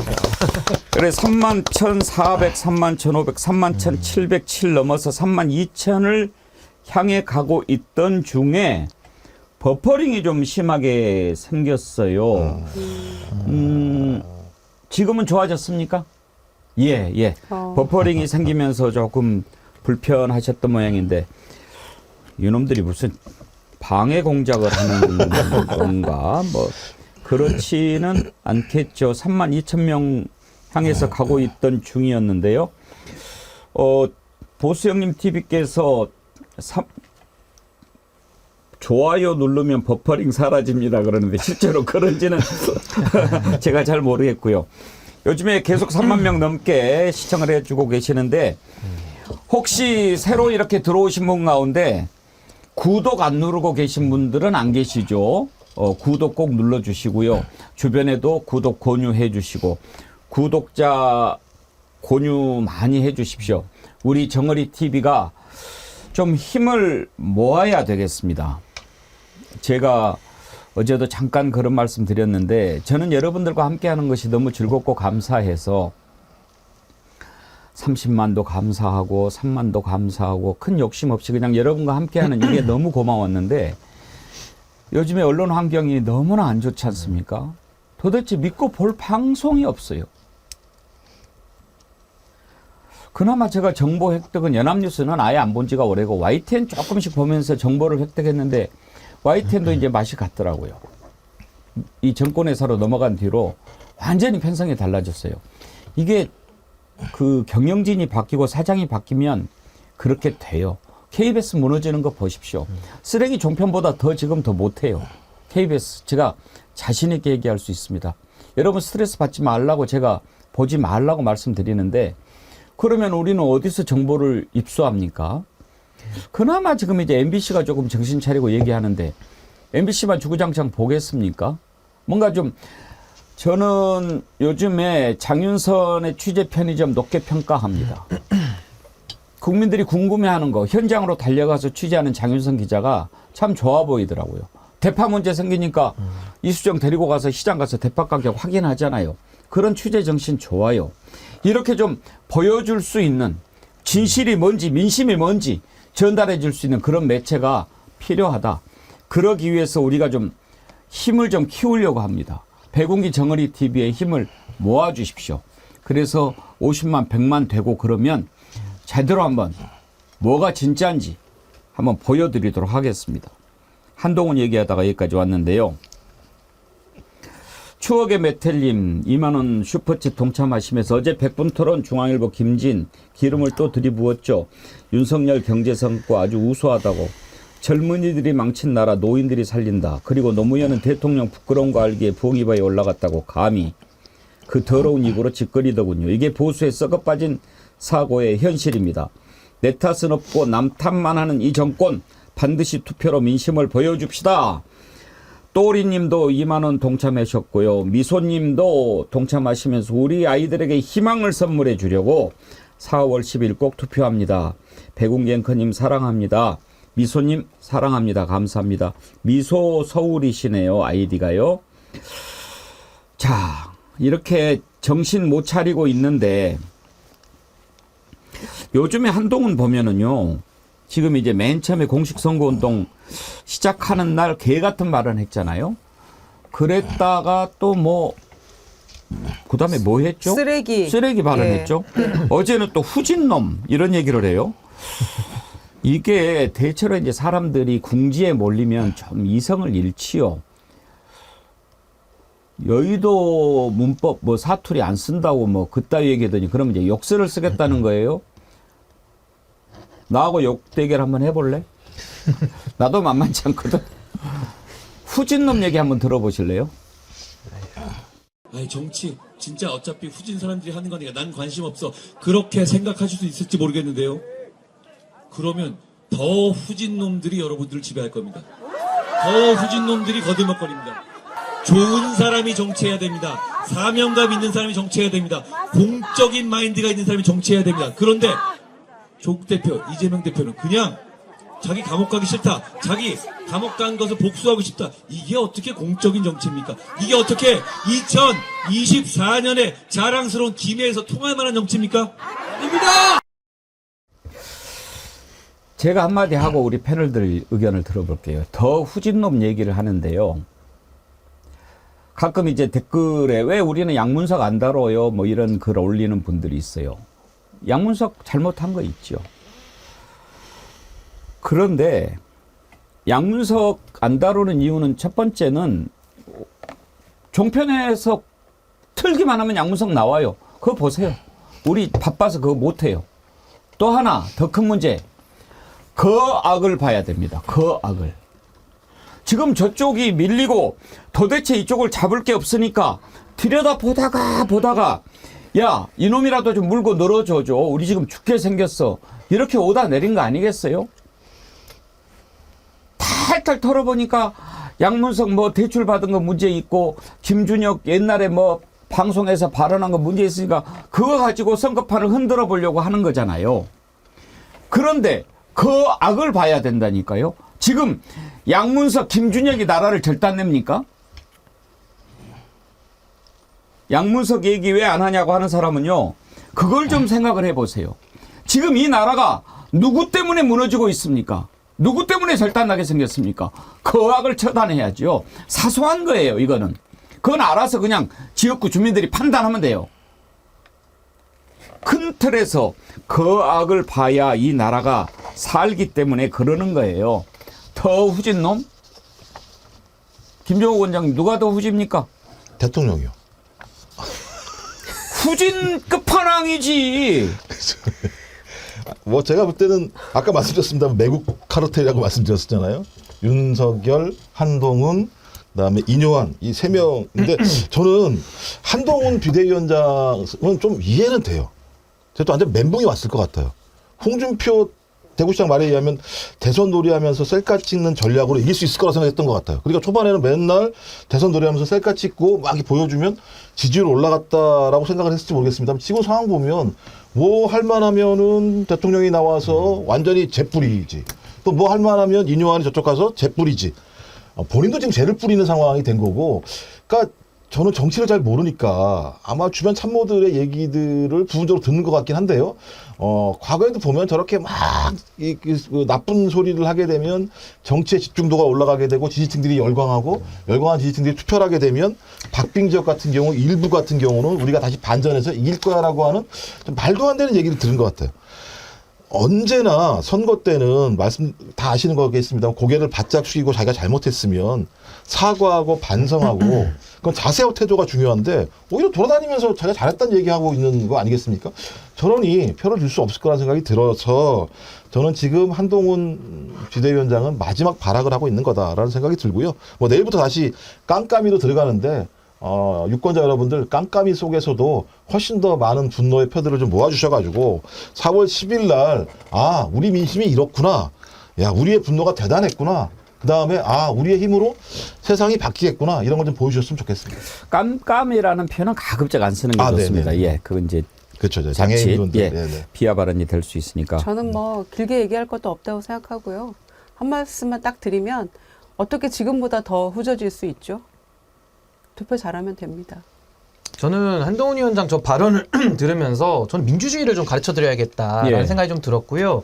이 후진 사람이라는 발언 자체가 굉장히 선민의식이 깔려있는 발언이거든요. 사람을 급으로 나눠가지고 나는 너보다 낫다라는 그 교만하고 오만한 인식이 일단 전제돼 있어서 참 듣기가 불편한데 후진 사람도 정치할 수 있는 게 민주주의입니다. 그게 민주주의예요. 뭐 어디서 엘리트들이 시험 봐서 대표를 뽑습니까? 그러니까 굉장히 인식 자체가 낡고 굉장히 민주주의에 친하지 않다라는 생각이 우선 들었고요.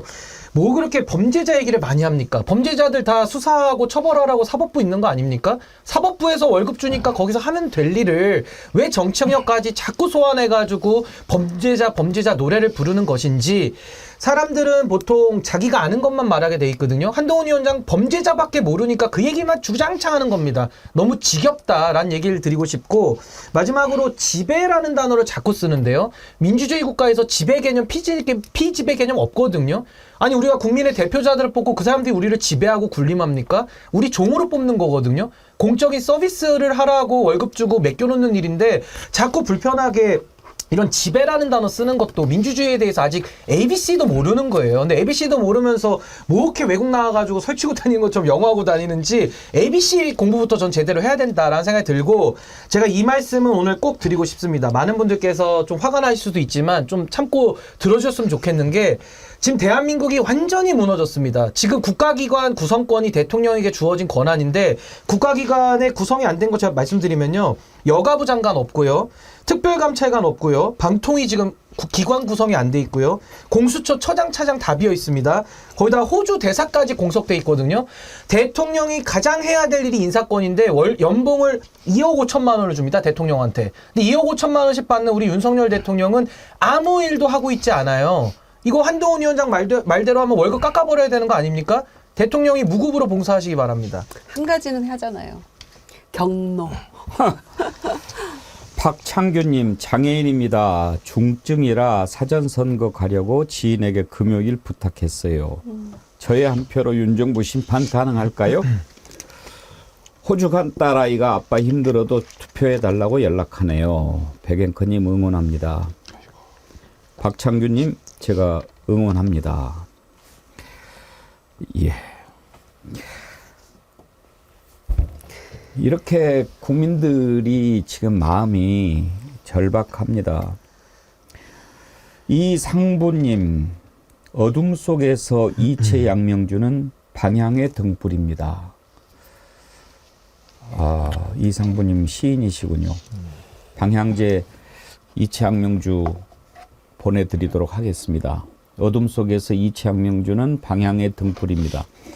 이거 오늘 제가 받은 수첩에 적어 놓겠습니다. 이상부님 멋있는 표현 진심으로 감사드립니다. 한동훈이가 이제 다급해지니까 아무 말이나 막 다 쏟아내고 있어요. 2조 심판하자고 그러는데요. 총선은 그런 거 아니거든요. 심판을 이쪽을 하자가 아니고 잘못했습니다라고 해야죠. 최소한도 선거 때 죄송합니다. 여러분 왜 여러분이 이렇게 분노하시는지 선거판에 나와 보니까 알겠습니다. 정말 잘못했습니다. 엎드려 빕니다. 이번에 깨달았으니 잘해보겠습니다. 이렇게 얘기를 해야지. 우리 잘못한 거 뭐 있을 수 있지. 근데 저기는 감옥 갈 사람들이잖아. 저기를 심판해야지. 그래 감옥 갈 사람들 뭐 맞다고 칩시다. 재판해가지고. 그거를 누가 만들었습니까? 에? 그거를 누가 했어요? 누가 했냐고. 계속 그거를 얘기하는데 그 본질을 좀 들여다봐야죠. 이번에도 이제 조국 신당이 막 뜨니까 이번에 여론조사 보니까 이제 비례대표에서 조국 신당이 1등이 돼 버렸더라고요. 어디까지 갈지 모르겠는데 이제 조국 공격을 하는데 파렴치 잡범 이런 얘기를 하대요. 파렴치 잡범을 그렇게 온 가족을 다 잡아 죽입니까? 한동훈 얘기 한번 들어보시죠. 감옥 수기합시고 책 써서 팔아먹을 겁니다. 그분들은 그런 식으로 늘 여러분들을 이용해서 입속을 차려온 사람들입니다. 정정신 씨가 그랬다시피 영치금 엄청나게 받아 챙길 것 같습니다. 억대 영치금 받아가지 않았습니까? 이분들은 언제나 이렇게 자기들 입속만 챙깁니다. 감옥 가서도요. 조국 대표가 뭐라고 맞받았는지도 한번 들어봅시다. 감옥 가야죠. 방법이 없죠. 뭐. 그동안 뭐 재판 받느라고 어떤 정치하느라고 못 읽었던 책 읽고 뭐 푸시업하고 뭐 스쿼트하고 뭐 플랭크하고 이러면서 예, 건강관리 열심히 해서 나와야 되죠. 뭐 이제 저렇게 차분하게 받아쳤는데 김유정 의원님. 네. 자꾸 이제 2조 심판 하는데 그게 논리적으로 성립합니까? 아니, 어떻게 성립을 하겠습니까? 모든 그 정권 중간에 이루어지는 선거는 전부 정권에 대한 평가의 선거가 될 수밖에 없죠. 그리고 한동훈 위원장이 처음에 딱 등장해가지고 계속 이재명 대표 얘기하고 민주당 얘기하고 비판하고 막 그렇게 나왔지 않습니까? 그러면서 한동훈 대 이재명 구도를 만들어 보려고 갖은 노력을 다 했죠. 그런데 이제 결국은 그게 안 됐는데 이제 조국 혁신당도 상승세를 타고 지지율이 높게 나오니까 그때 조국 대표가 한 얘기가 있잖아요. 너희들 쫄았지? 이렇게 예. 얘기했잖아요. 한동훈 정말 쫄은 것 같아요. 쫄았기 때문에 지금 저렇게 계속 이제는 이 조국 혁신당에 대해서 공격을 하고 조국 대표에게 개인적으로 막 공격을 하지 않습니까? 그러면서 급기야는 이제 2조 심판론이라는 정말 그 말도 안 되는 신조어까지 만들어가면서 본인들의 위치를 망각하는 발언들을 하고 있는데 실제로 쫄은 것 같고요. 그렇지 않고서는 무시하는 전략으로 가야지 맞는 건데 아마 이 이재명 대표와 조국 혁신당을 끌어들여 가지고 본인들이 굉장히 지금 긴장하고 또 불안해하고 있다는 걸 오히려 역설적으로 국민들에게 더 잘 보여주고 있는 것 같아서 정권 심판론을 아무리 엉뚱한 표현으로 덮어보려고 해도 그거는 이미 불가역적인 상황이 됐다라는 거를 다시 한번 강조해서 말씀드립니다. 저는 한동훈 위원장이 민주주의도 모르고 또 선거도 모르잖아요. 그러니까 제가 또 한 번 선거를 가르쳐 드려야 될 것 같은데 이 선거라는 건요. 누가 더 나쁘냐를 평가하는 게 아닙니다. 선거라는 거는 권력을 줬는데 그 권력 준 사람들이 잘했냐 못했냐를 평가받는 게 선거입니다. 그래가지고 본인들도 문재인 정권을 기준으로 놓고 잘 못했다고 해가지고 지금 정권을 가지게 된 거거든요. 그러니까 우리가 보통 통상 이제 면접 시험 같은 거 보러 갈 때 저도 면접위원으로 가끔씩 가고 하는데 떨어뜨리는 가장 첫 번째 사람이 누구냐면요. A를 물어봤는데 B라는 답을 하는 학생들 가끔 있어요. 맞아요. 이게 논점 일탈의 오류라고 하거든요. 논점 일탈을 하면은 그냥 시험 떨어집니다. A를 물었으면 A를 답을 해야 되는 거거든요. 근데 지금 한동훈 위원장은 국민들은 이 정권이 잘했냐, 지난 2년간 국정수행 운영을 성실하게 했냐, 이걸 묻고 있는데 아 우리는 잘했습니다 못했습니까 아니라 아 저 상대방이 더 못합니다 지금 이러고 있다 보니까 엉뚱한 답을 하고 있는 겁니다. 그래서 엉뚱한 답을 하면 어떻게 되느냐, 선거날 그 성적표를 받아 들어야 되죠. 근데 그 성적표는 엄청 굉장히 본인들에게는 깜짝 놀랄 성적표가 나와 있을 겁니다. 이제 해고입니다. 해고. 제가 볼 때는. 제가 볼 때 이제 그 파렴치와 잡범이 뭔지에 대해서 설명을 드리면 이뇨한 위원장이 얘기했잖아요. 가족과 부인을 건들지 않는 마피아가 있는데 가족과 부인을 건드렸던 사람이 누굽니까? 윤석열 대통령 검찰 아니었었어요? 그럼 제가 볼 때 윤석열 대통령이 그 당시에 예를 들면 마피아보다 못한 형태의 일을 했던 거고, 그 다음에 업무 추진비랑 특활비로 돈 나눠 쓰고 소고기 엄청 때려 먹고 이런 게 예를 들면 소위 파렴치 잡범 아닙니까? 거기다가 양평고속도로 휘게 만들어서 이익 주게 한 게 파렴치 잡범 아닙니까? 그다음에 명품백 부인이 받았는데 대통령이라 이유만으로 수사를 안 하고 있는 상황, 이런 게 파렴치 잡범이잖아요. 그다음에 주가 조작 문제 제가 볼 때 명백하게 나와 있고 검찰 스스로가 23억의 수익을 장모와 부인이 받았다고 얘기를 하고 있는데 이 부분에 대해서 자기 부인이기 때문에 특검법을 갖다가 거부하고 있는 이런 게 예를 들면 파렴치 잡범인 거죠. 그럼 제가 볼 때 한동훈은 이재명 조국에게 문제 제기할 게 아니라 자기가 모셨던 주군한테 문제 제기를 해야 되는 거죠. 왜 당신은 파렴치 잡범이야? 왜 그따위로 살았어? 제가 볼 때는 그게 상식적인 거 아니에요? 왜 저런 얘기를 함으로써 국민들의 정권 심판에 대한 분노에 불을 지르는 건지 우리 편인가요? 한동훈이? 저도 하나만 조금 더 보강하면, 전 한동훈 위원장 말 중에 종북 프레임 자꾸 씌우잖아요. 이것도 어이가 없습니다. 아니, 종북 정권이라는 게 그 문재인 정권 말하는 건데, 본인들이 종북 정권이라고 비난하고 욕하는 그 정권에서 본인들이 검사장 지내고 검찰총장 하지 않았습니까? 그러니까 이건 자기 우물에 침 뱉는 거거든요. 그래서 저는 뭐 보수 정당에서 다른 누군가가 그런 종북 프레임 써도 너무 낡았지만은, 전 윤석열, 한동훈 이 두 분만큼은 종북 정권이라고 공격하면 그건 자기 모순이다. 이것도 좀 아셨으면 좋겠습니다. 여러분의 뜨거운 열정이 동시 접속 기록으로 나타났습니다. 32,000명을 넘겼는데요. 진심으로 감사드립니다. 아까 박창규님 장애인인데 중증이라 사전선거 가려고 지인에게 금요일날 부탁했다, 이렇게 소개를 해드렸더니 보수형님께서 또 슈퍼챗 쏘시면서 방금 장애인 동지님께 이치앙명주 하나 선물해 주세요. 저분은 몸은 불편해도 생각은 비장애인보다 멋지십니다, 그러셨는데 보수형님 진심으로 감사드리고요. 박창규님, 저희 정치 1번지 메일 주소 남겨주십시오. 저희가 보수형님 TV 뜻을 받들어서 이치앙명주 디퓨저 보내드리도록 하겠습니다. 임성수님, 95세 된 엄마가 요양원 계시는데 투표하신다고 하시네요. 아무리 요양원에 있어도 안 죽었으니 꼭 투표를 하시겠다고. 예. 여러분, 저희한테 힘을 주십시오. 우리가 힘을 모읍시다. 모아서 정말 멋지게 한번 해보십시다. 그렇게 해서 썩은 것들 좀 다 몰아냅시다. 그렇게 해야 될 것 같습니다. 그렇게 해야 되지 않겠습니까? 지금 많이들 참여해 주시는데 감사드리고요. 저희한테 힘을 주시는 방법이요. 구독 많이 해주시고 주변에 권유해 주시고 좋아요 눌러주시고 댓글 남겨주시고 알림 설정해 주시고, 그리고 정기 후원도 많이 가입해 주십시오. 그것도 힘이 되고요. 정어리몰도 가입해 주십시오. 정어리몰에서는 정말 상생의 상품들 많이 공급해 드리려고 합니다. 이번에 또 꽃게도 아주 좋은 가격이죠. 이게 29,875원의 냉동 암꽃게만 골라서 이렇게 한다고 그러는데 무료 배송으로 아주 좋은 상품이겠죠. 제가 추천합니다. 오늘 2부에서는요. 지금 저희가 정어리 특파원 연결해서 현장 민심 생생하게 들어보고 있지 않습니까?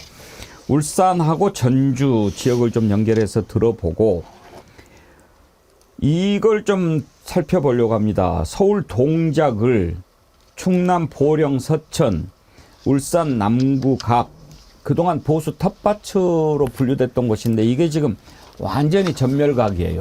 왜 그렇게 됐는지도 한번 살펴보려고 합니다. 전하는 말씀 듣고 곧바로 돌아오겠습니다.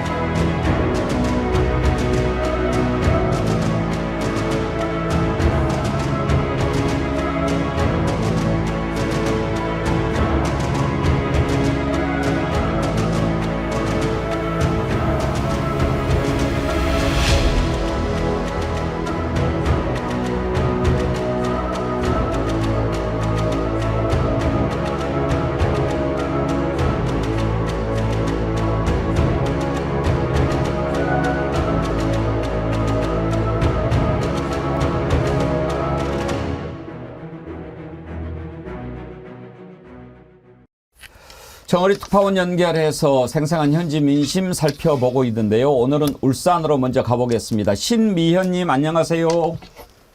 네, 여보세요? 아, 예, 반갑습니다. 네, 안녕하세요.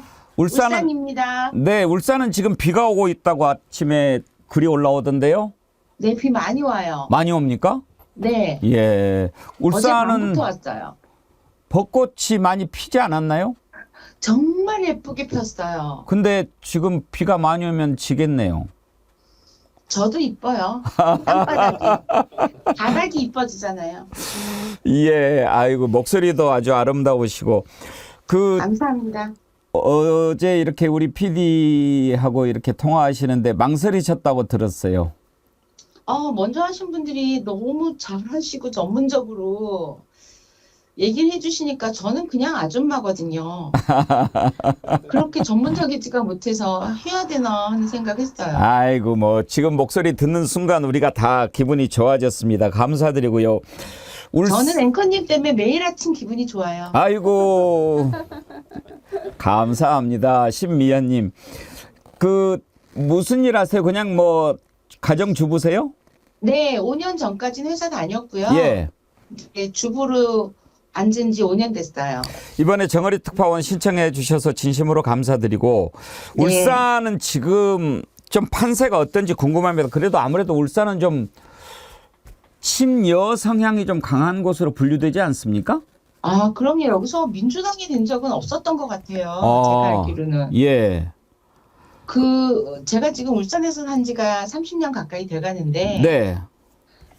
왜 민주당이 안 되는지를 이해를 못 하겠어요. 이렇게 다니면서 얘기를 해보면, 정말 야권이거든요. 예. 예, 그러니까 지금 요새 같은 경우는 윤석열 때문에 진짜 허파티 빚은 사람들 정말 많아요. 그런데도 요번에 여론조사 해보니까 39.8, 예. 우리는 39.6, 우리가 또 뒤지더라고요. 0.2%. 예. 아유, 그래도 뭐 완전히 0.2%포인트 차네요. 지금 울산 남구갑 네, 네, 전은수, 김상욱. 이렇게 전은수, 붙은 적도 김상욱. 처음 아니에요? 네? 이렇게 딱 붙은 적도 처음이겠는데요? 네, 이런 적도 처음이에요. 요번에 예. 저희 후보로 나오신 전은수 후보님이 정말 콩알만 하거든요. 키도 작고 몸집도 작고. 네.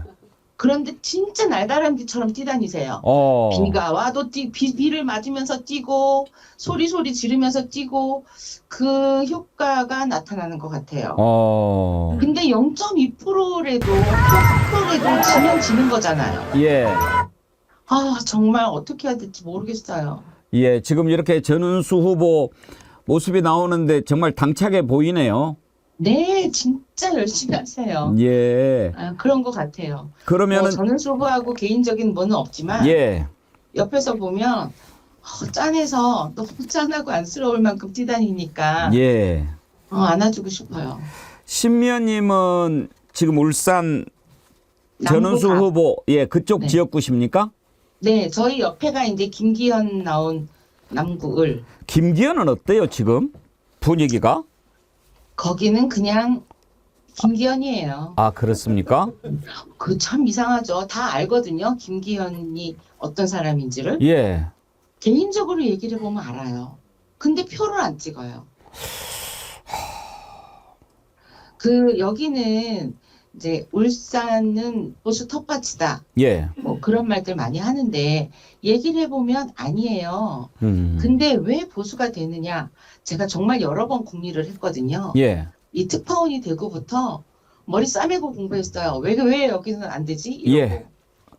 근데 보수 텃밭이 아니라 보수가 목소리가 커요. 음. 경상도가 원래 목소리가 크잖아요. 근데 보수들은 목소리가 더 커요. 무서워요. 예. 무섭게 야단을 쳐요. 제가 얼마 전에 명품백 사건이 터졌을 때 그때 택시를 타고 어디를 가다가 뉴스를 들으면서 왜 저 정말 나쁜 사람들 아니냐? 예. 돈도 있으면서 저걸 왜 받아? 아 정말 쪽팔린다. 막 이렇게 얘기를 했거든요. 예.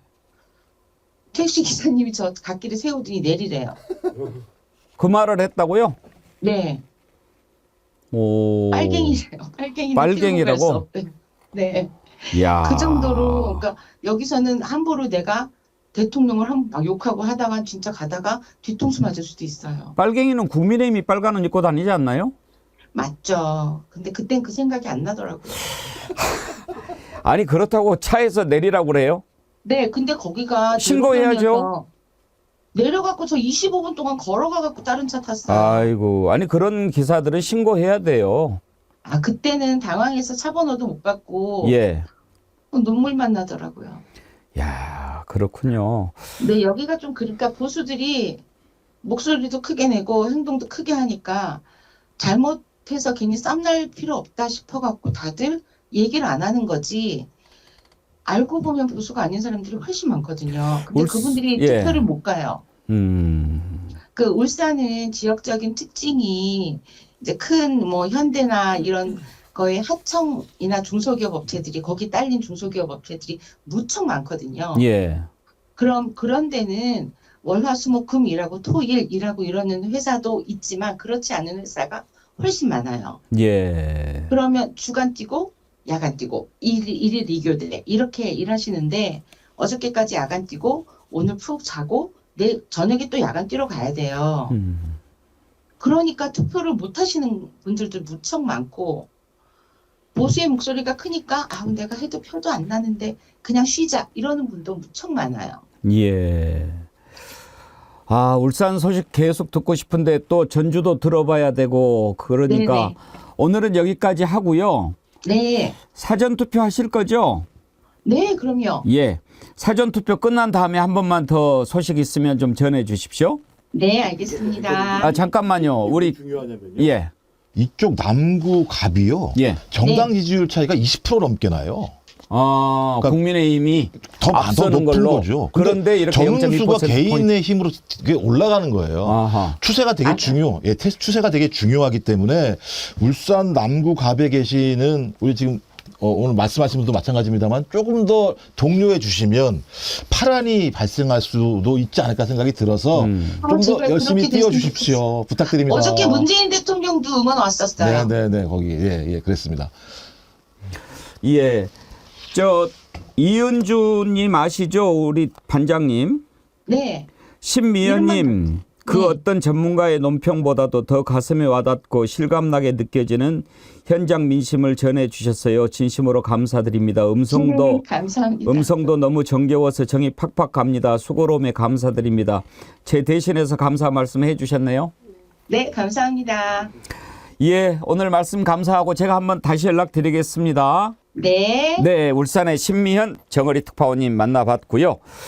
이번에는 전주 가보겠습니다. 전주도 좀 관심이 가는데 전주에 이번에 이성윤 검사장 출동했고 또 정동영 후보도 나섰고 김윤도 후보 이렇게 있잖아요. 호남이지만 전북 관심이 가는 지역인데 아이디가 마트 삼촌입니다. 마트 삼촌 특파원님 안녕하세요. 전주 특파원 마트 삼촌님 안녕하세요. 안녕하세요. 아, 반갑습니다. 예, 반갑습니다. 앵커님. 예, 혹시 지금 스피커폰으로 하십니까? 아, 저는 지금 이어폰을 하고 있습니다. 아, 이어폰이라서 그렇구나. 예. 이어폰, 네, 괜찮습니다. 그렇게 합시다. 조금 소리가 좀 울림이 있어가지고. 아, 예, 잠시만요. 예.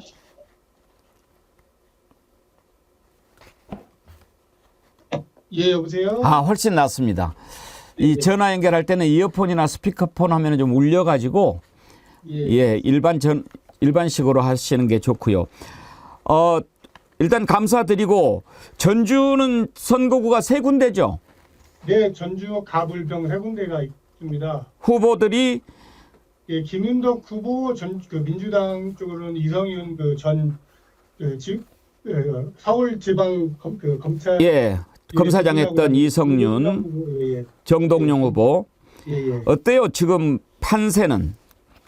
지금 전반적으로 이 전라북도 전주 쪽은 민주당이 원래 강세 지역이고요. 예.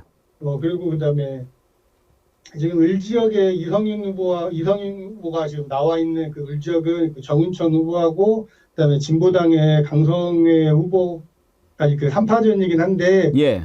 그래도 아직까지는 이쪽 전주 쪽에서는 민주당의 그 후보들을 다 밀어주자, 그다음에 정권 심판에 큰 힘을 보태주자는 쪽의 여론이 아직 강하게 나오고 있습니다. 지금 뭐 나오는 여론조사 보면 원사이드하게 이기는 분위기인데 그 이성윤 검사장, 이성윤 후보하고 붙는 정운천 후보 있잖아요.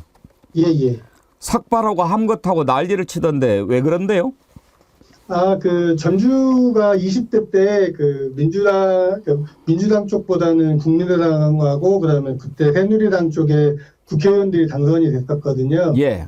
예, 그러다 보니까 이제 그때 약간의 향수 그다음에 그 약간 호소 작전을 많이 피시는 것 같아요. 이성윤 지검장 같은 경우에는 지금 타지에서 왔다라는 거를 좀 정운천 후보가 많이 내세우고 계시고, 예. 해서 뭐 그런 부분을 좀 이렇게 유세 많이 하시면서 좀 표를 얻으시려고 하는 그런 좀 일종의 그 작전이라고 볼 수 있는 것 같습니다. 예. 전주는 뭐 민주당이 거의 원사이드하게 이기는 그런 분위기 같은데 뭐 혹시 변수가 있다면 뭐가 있나요? 지금 제가 생각하는 지금 나오는 변수들은 크게 없을 것 같고요. 근데 이제 그 조금 이제 기대하고 있는 거는 이쪽에 전라북도 전주라는 곳이 예전에는 큰 그 뭐 세계 전국에서 뭐 7대 도시, 10대 도시에 들었던 큰 도시였는데 지금은 이제 호남 지방에서 광주나 이쪽 전남 쪽에 약간의 좀 밀리고 뒷전에 좀 나와 있다라는 지방 어르신들의 조금 그런 여론들이 조금 있어서 예.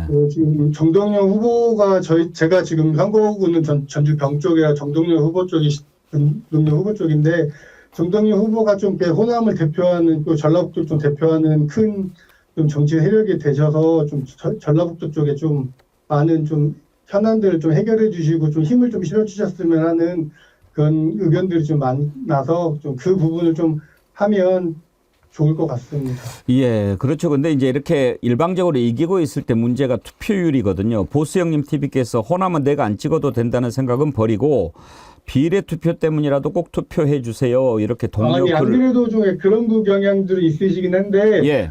이번에 이제 그 조국 혁신당이 나오면서 연세 드신 분들은 그래도 일종의 몰빵론을 많이 가시고 그다음에 좀 젊은 40대 층에서는 그래도 지역은 민주당, 비례는 조국혁신당 쪽으로 투표를 하자. 그리고 한 명이라도 더 데리고 가서 투표를 우리 하자 해서 하는 쪽에 좀 의견들이 좀 많거든요. 그래서 전주나 이쪽은 좀 조용하면서도 그 선거 날만 좀 기다리고 있는 분위기라고 말씀드릴 수 있을 것 같습니다. 예. 전주 소식 들어봤습니다. 마트 삼촌님이신데 마트 하세요? 저는 그 농산물 도매업을 하면서 마트에서 같이 일을 하고 있습니다. 농산물 도매업 하시면은 요즘 농산물 사정을 잘 아실 텐데 뭐가 가장 큰 문제인 것 같습니까? 지금 가장 큰 게 지금 TV에서 많이 나오는 게 사과급이 뭐 한 개에 10,000원이다, 뭐 백갑이 10,000원이다 이런 얘기들이 지금 많이 나오거든요. 저는 그걸 실제로 체감하고 있고 그다음에 물건을 경매나 이런 거 유통을 하다 보니까 가장 큰 게 그 기후 변화 이런 거에 따라서 좀 작황도 많이 안 좋았고 그런 부분도 있는데 너무 이제 언론이나 여기에서 사과급 비싸다, 백갑 비싸다, 뭐 과일이 뭐 하나라고 하다 보니까 일종의 시중에서는 마트들 손님들이 찾을 때 비싸다라는 인식이 더 있다 보니까 구매하거나 이런 부분들이 더 없다 보니 좀 그렇게 좀 더 심해지는 것 같습니다. 그렇군요. 예, 마트 삼촌님 오늘 연결 진심으로 감사합니다. 앞으로 또 소식 있으면 전해 주십시오. 예, 감사합니다. 예, 전주의 마트 삼촌 정어리 특파원 연결해서 전주 상황 살펴봤습니다. 김유정 의원님, 전주는 뭐 관심 가는 분들이 몇 분 있죠. 정동영 후보 참 거물인데 또 이번에 출마해서 이번에 정동영, 박지원, 올드보이들의 귀환도 좀 있을 것 같고 그러네요. 네.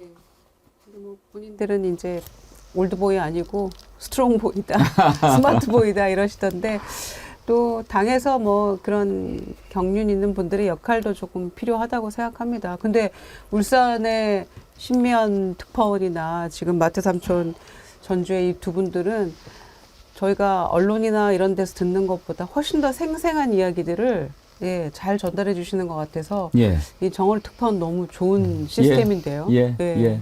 저의 자랑입니다. 네. 예. 신인규 위원장님도 정어리 특파원 도전해 보세요. 근데 저도 다음번에 꼭 지원하도록 하겠습니다. 끝으로 보수 텃밭이 완전 지금 절단나게 생겼는데 이거 여론조사 나온 것을 한번 볼까요? 서울 동작 의뢰 이제 나경원 후보 그리고 이제 민주당의 유사명 후보가 붙었는데 여론조사 꽃에서 나온 조사인데요. 맨 처음에 시작할 때는 꽤 차이가 많이 났죠. 나경원 후보가 압도적으로 앞서갔어요. 인지도도 그렇고. 근데 유사명 총경은 이제 경찰 출신으로 처음 정치를 하는 거라서 쉽지 않았을 건데 여기도 정권 심판론의 그 대세를 거스르기가 힘들죠. 특히 최근에 이제 뒤집어졌는데 김종원 원장님 네. 여기를 아마 이재명 대표가 제일 많이 갔던 것 같아요. 5번인가 6번인가 갔어요. 저 지역이 서울 한강벨트 핵심적인 지역 중에 하나였었고요. 저 지역마저 민주당이 석권하게 되면 조선일보가 우려했던 그 12월 달에 우려했던 서울에서 민주당이 압승할 수밖에 없는 지역이어서 아마 이재명 당대표도 저기를 계속 갈 거고 저 앞으로도 계속 갈 거라는 생각이 분명히 드는데요. 그러니까 희한한 게 있습니다. 이제 여론조사에서 밀리는 게 나오잖아요. 그게 공표가 되면 그 지역에 민주당이 결집을 하면서 그걸 엎어버리는 이런 게 있는데 또 다른 문제가 뭐냐면 여론조사가 안 나오는 데가 있어요. 거기는 확실히 이기는 데니까. 예. 저는 볼 땐 꺼진 불도 다시 보자 운동을 해야 된다는 생각이 드는 거예요. 이게 투표, 그러니까 거기는 이기는 지역이라고 아는 지역이 최근에 보면 다시 예를 들면 박빙으로 가는 지역의 조사들이 나오는 측면들이 분명히 있거든요. 그래서 아마 동작을은 워낙 집중된 지역이었기 때문에 이 지역민들 자체가 결집 효과를 통해서 소위 동작을이 왜 이래라고 하면서 결집하시는 측면들이 있어서 그렇게 반전이 있습니다만 아직 알 수 없습니다. 나경원이라는 후보가 만만치 않은 후보이기 때문에 저기도 제가 볼 때 계속 꺼진 불 다시 봐야 될 것 같습니다만 그 여론조사가 드러나지 않았던 지역 같은 경우 완전히 이긴다는 생각이 있을 수 있을지 모르겠습니다만 방심하는 틈을 가지고 여론의 반전이 있을 수도 있기 때문에 좀 정어리 의원들이 좀 나서서 아무리 안전한 지역이라도 꺼진 불을 다시 보는 이런 작업을 좀 해야 된다는 생각이 듭니다. 아침에 어떤 기사를 봤는데요.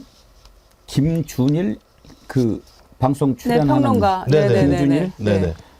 그 뭐 국민의힘이 고발을 했던데 네. 방송에서 그런 얘기를 했나 봐요. 여의도 연구원 조사 결과 국민의힘이 60석을 지역구에서 얻는 것으로 뭐 이렇게 조사된 게 있다 이런 얘기를 전해 들었다라고 했는데 그거를 지금 고발한 겁니다. 그렇군요. 예. 근데 그런 얘기를 전해 들었다면 이제 어디선가 그게 나왔을 네. 건데 지난번에 막 국민의힘이 막 코가 쭉 빠지고 울고 막 그럴 때 그런 조사 때문에 그랬는가 아닌가 그런 생각도 들더라고요. 그러니까 여의도 연구원의 여론조사는 특히 야당에서도 굉장히 궁금해합니다. 그 결과가 어떻게 나왔는지 판세 분석이 매우 정확했거든요. 과거에도. 게다가 이번에 여의도 연구원장으로 간 사람이 오랫동안 여론조사를 했던 전문가를 영입했다. 또 이렇게 얘기를 했었잖아요. 그랬기 때문에 지금 여의도 연구원에서 조사 결과가 조금 나올 법도 한데 발표도 안 됐고 각 후보들에게 전달이 보통 된다 그래요. 그런데 그것도 안 하고 있다는 거예요. 안 좋으니까 전달을 못 하는 거 아니겠습니까? 그런데 이제 그렇게 전해 들은 이야기를 언론에서 얘기를 했더니 지금 뭐 허위 사실 사실 묵은 막 이런 형태로 지금 고발했다는 거죠. 그러니까 뭔가 지금 분위기가 안 좋다는 거를 오히려 여의도 연구원 발표가 없음으로 인해서 더 확인시켜주고 있는 것이고 작년 연말 즈음에 자체 조사했더니 서울에서 우리 6개밖에 못 이기더라라는 말이 거의 기정사실화 되어가고 있다는 거를 스스로들 입증해주고 있는 과정인 것 같습니다. 보스 형님 TV 더 바까리 합시다. 29석으로. 변함없이님 정어리 TV엔 정어리 특파원이 있다. 아, 명언이네요. 쌀밥 뱃살 있죠. 그러면. 시간이 다 됐습니다만 두 군데만 더 살펴볼까요? 충남 보령서천 지난번에 윤석열 한동훈 만난 곳이죠. 여기는 장동혁 국민의힘 사무총장 지금 뛰고 있는데 여기도 뒤집어졌다고 나왔어요. 이야, 45.4 대 41.8. 김종원 원장님. 네. 국민의힘 지금 윤석열, 한동훈, 장동혁 이렇게 빅3인데 예. 윤석열, 한동훈은 선거에 안 나왔으니까 장동혁이 대표 주자인데 그러니까 제부터 정신 못 차리고 계속 언론에 나온 게 문제인 거죠. 그러니까 언론에 나오면요. 정권 심판의 상징적인 인물이 되는 상황이에요. 맞아요. 아무리 충청도라고 하더라도 제가 생각했던 게 이제 한강벨트, 낙동강벨트는 금강벨트인데요. 저게 따지면 이제 금강벨트 라인에 있는 거라고 볼 수 있는 건데 따지고 보면 저쪽 지역 같은 경우는 상당히 보수적인 여론 정서가 많음에도 불구하고 나소연 후보가 좀 왠지도 되게 높은 그 지역에서 있긴 합니다만 그렇다고 하더라도 장동혁이 사무총장 아닙니까? 선거를 진두지휘하는 사람인데 저런 인물이 저 지역에서 저 정도의 상황이 나온다고 얘기하는 건 저는 아주 밑바닥까지 정서상 정권 심판에 대한 여론이 퍼져 있는 것이고 그 중에서 또 상징적인 인물에 대해서는 응징해야 된다는 그 결집도가 훨씬 높아지는 측면이 있거든요. 하지만 그 매번 그 불경에 계신 분들이 그 걱정하시는 게 그거예요. 막판 그쪽 지역은 보수층이 결집하는 효과가 분명히 있다. 저쪽 그 보령소천도 마찬가지입니다만 저렇게 여론조사가 나오게 되면 보수층이 다시 결집하는 측면들이 분명히 나타나기 때문에 예. 끝까지 좀 경각심을 놓치지 않고 소위 그 정권 심판층들이 똘똘 뭉칠 수 있도록 선거운동을 좀 잘하고 성실하게 해야 된다. 뭐 일부는 그런 얘기가 있거든요. 선거운동 안 하는 거 아니야? 너무 민주당이 너무 상황이 좋아서 이렇게 하는 또 일부 지역도 있기 때문에 좀 제가 아까 말씀드렸던 꺼진 불도 다시 보는 운동을 전개해야지만 저희가 완벽하게 압도적인 승리를 통해서 이 2년 동안 잘못 삐뚤어진 대한민국을 구할 수 있는 상황이 만들어지기 때문에 특히 저런 지역이 만약에 이긴다면 제가 볼 때는 충청도가 완전히 디비지는 거죠. 충청도 같은 경우도.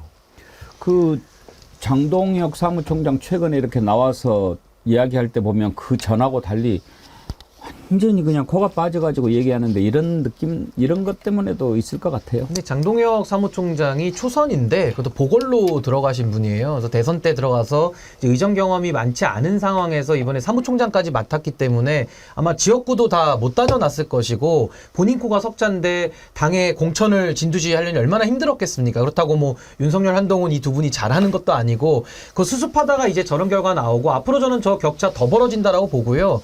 저는 이번에 제가 검찰 하나의 정치를 종식시켜야 되고 끝장을 내야 되기 때문에 다 투표하라고 제가 아까 말씀을 드렸잖아요. 그 전제 위에 제가 말씀을 드리고 싶은데요. 강남을 지역 있지 않습니까? 서울에. 강남을. 그 송파갑 있습니다. 송파갑. 그리고 인천에 그 윤상현 의원하고 남영희 후보가 붙는 미추홀 있고요. 그리고 해운대 갑에 주진우 후보가 나오는 해운대 갑이 있습니다. 동작 을하고 울산 남구 갑. 요 6군데만 보셔가지고요. 이 6군데가 만약에 민주당이 다 이긴다? 그 완전히 압승을 할 겁니다. 압승을. 200석을 훨씬 더 넘는 숫자로 아마 압승을 할 걸로 저는 보여지는 지역구를 제가 6개를 꼽아 드린 거고요. 제가 왜 이 말씀을 드리냐면 절대 뭐 이기니까 투표하지 말자 이런 뜻은 절대 아닙니다. 투표를 하셔야 된다는 전제에 말씀드리는데 저만 해도요. 여론조사 전화 오면은 저 단 한 번도 받아본 적이 없습니다. 전화 오면 다 꺼버리고 일하기 바쁘거든요. 근데 제가 드리고 싶은 말씀은요. 지금 중도 무당층 있지 않습니까? 이 중도 무당층 중에 상당 부분 이번에 분노 투표를 하러 나올 겁니다. 근데 중도 무당층은요. 지금까지 꾸준히 일관적으로 윤석열 대통령의 부정평가가 긍정평가보다 3배 정도 높게 나오고 있거든요. 이분들이 당연히 이번에 정권 응징 투표를 할 거기 때문에 저는 민주당이 상당 부분 저는 유리한 결과를 낼 것이다라고 생각을 하고 또 하나는 조국혁신당의 등장으로 인해서 조국혁신당 찍으러 갔다가 당연히 민주당 쪽으로 찍어줄 수밖에 없는 그런 연계투표 현상이 있기 때문에 저는 숨어있는 중도 무당층 그리고 조국혁신당을 통해서 견인되는 투표 이 두 가지를 좀 합친다면은 지역구에서는 상당 부분 좀 민주당이 유리한 결과를 낼 것으로 전 예상을 합니다. 그러니까 투표 더 하시란 얘기입니다. 예, 오늘 여기까지 하지요. 오늘 동시접속 신기록도 세워주시고요. 감사합니다. 많이들 참여해 주셨는데요. 혹시라도 구독 안 누르신 분은 꼭 눌러주시고요. 슈퍼챗 오늘 많이 쏴주셨는데 다시 한번 감사드립니다. 산삼순백님 10만 33 항상 이렇게 보내시더라고요. 산삼 하시는 분 같아요.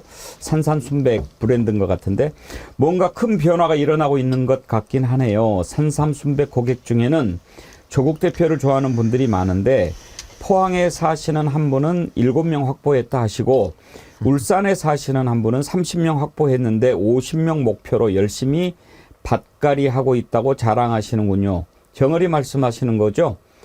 감사합니다. 막걸리 값 쏩니다. 예. 감사합니다. 예, 여러분 이제 이틀 남았습니다. 내일 모레 5일 6일 오늘부터 제가 크로징을 감사합니다로 안 하고 함께 갑시다로 하려고 합니다. 여러분 우리 한번 동참해 주실래요? 예. 여러분 하면 함께 갑시다 한번 해주세요. 여러분 함께 함께 갑시다. 예, 고맙습니다. 내일 뵙겠습니다. 고맙습니다. 고생하셨습니다.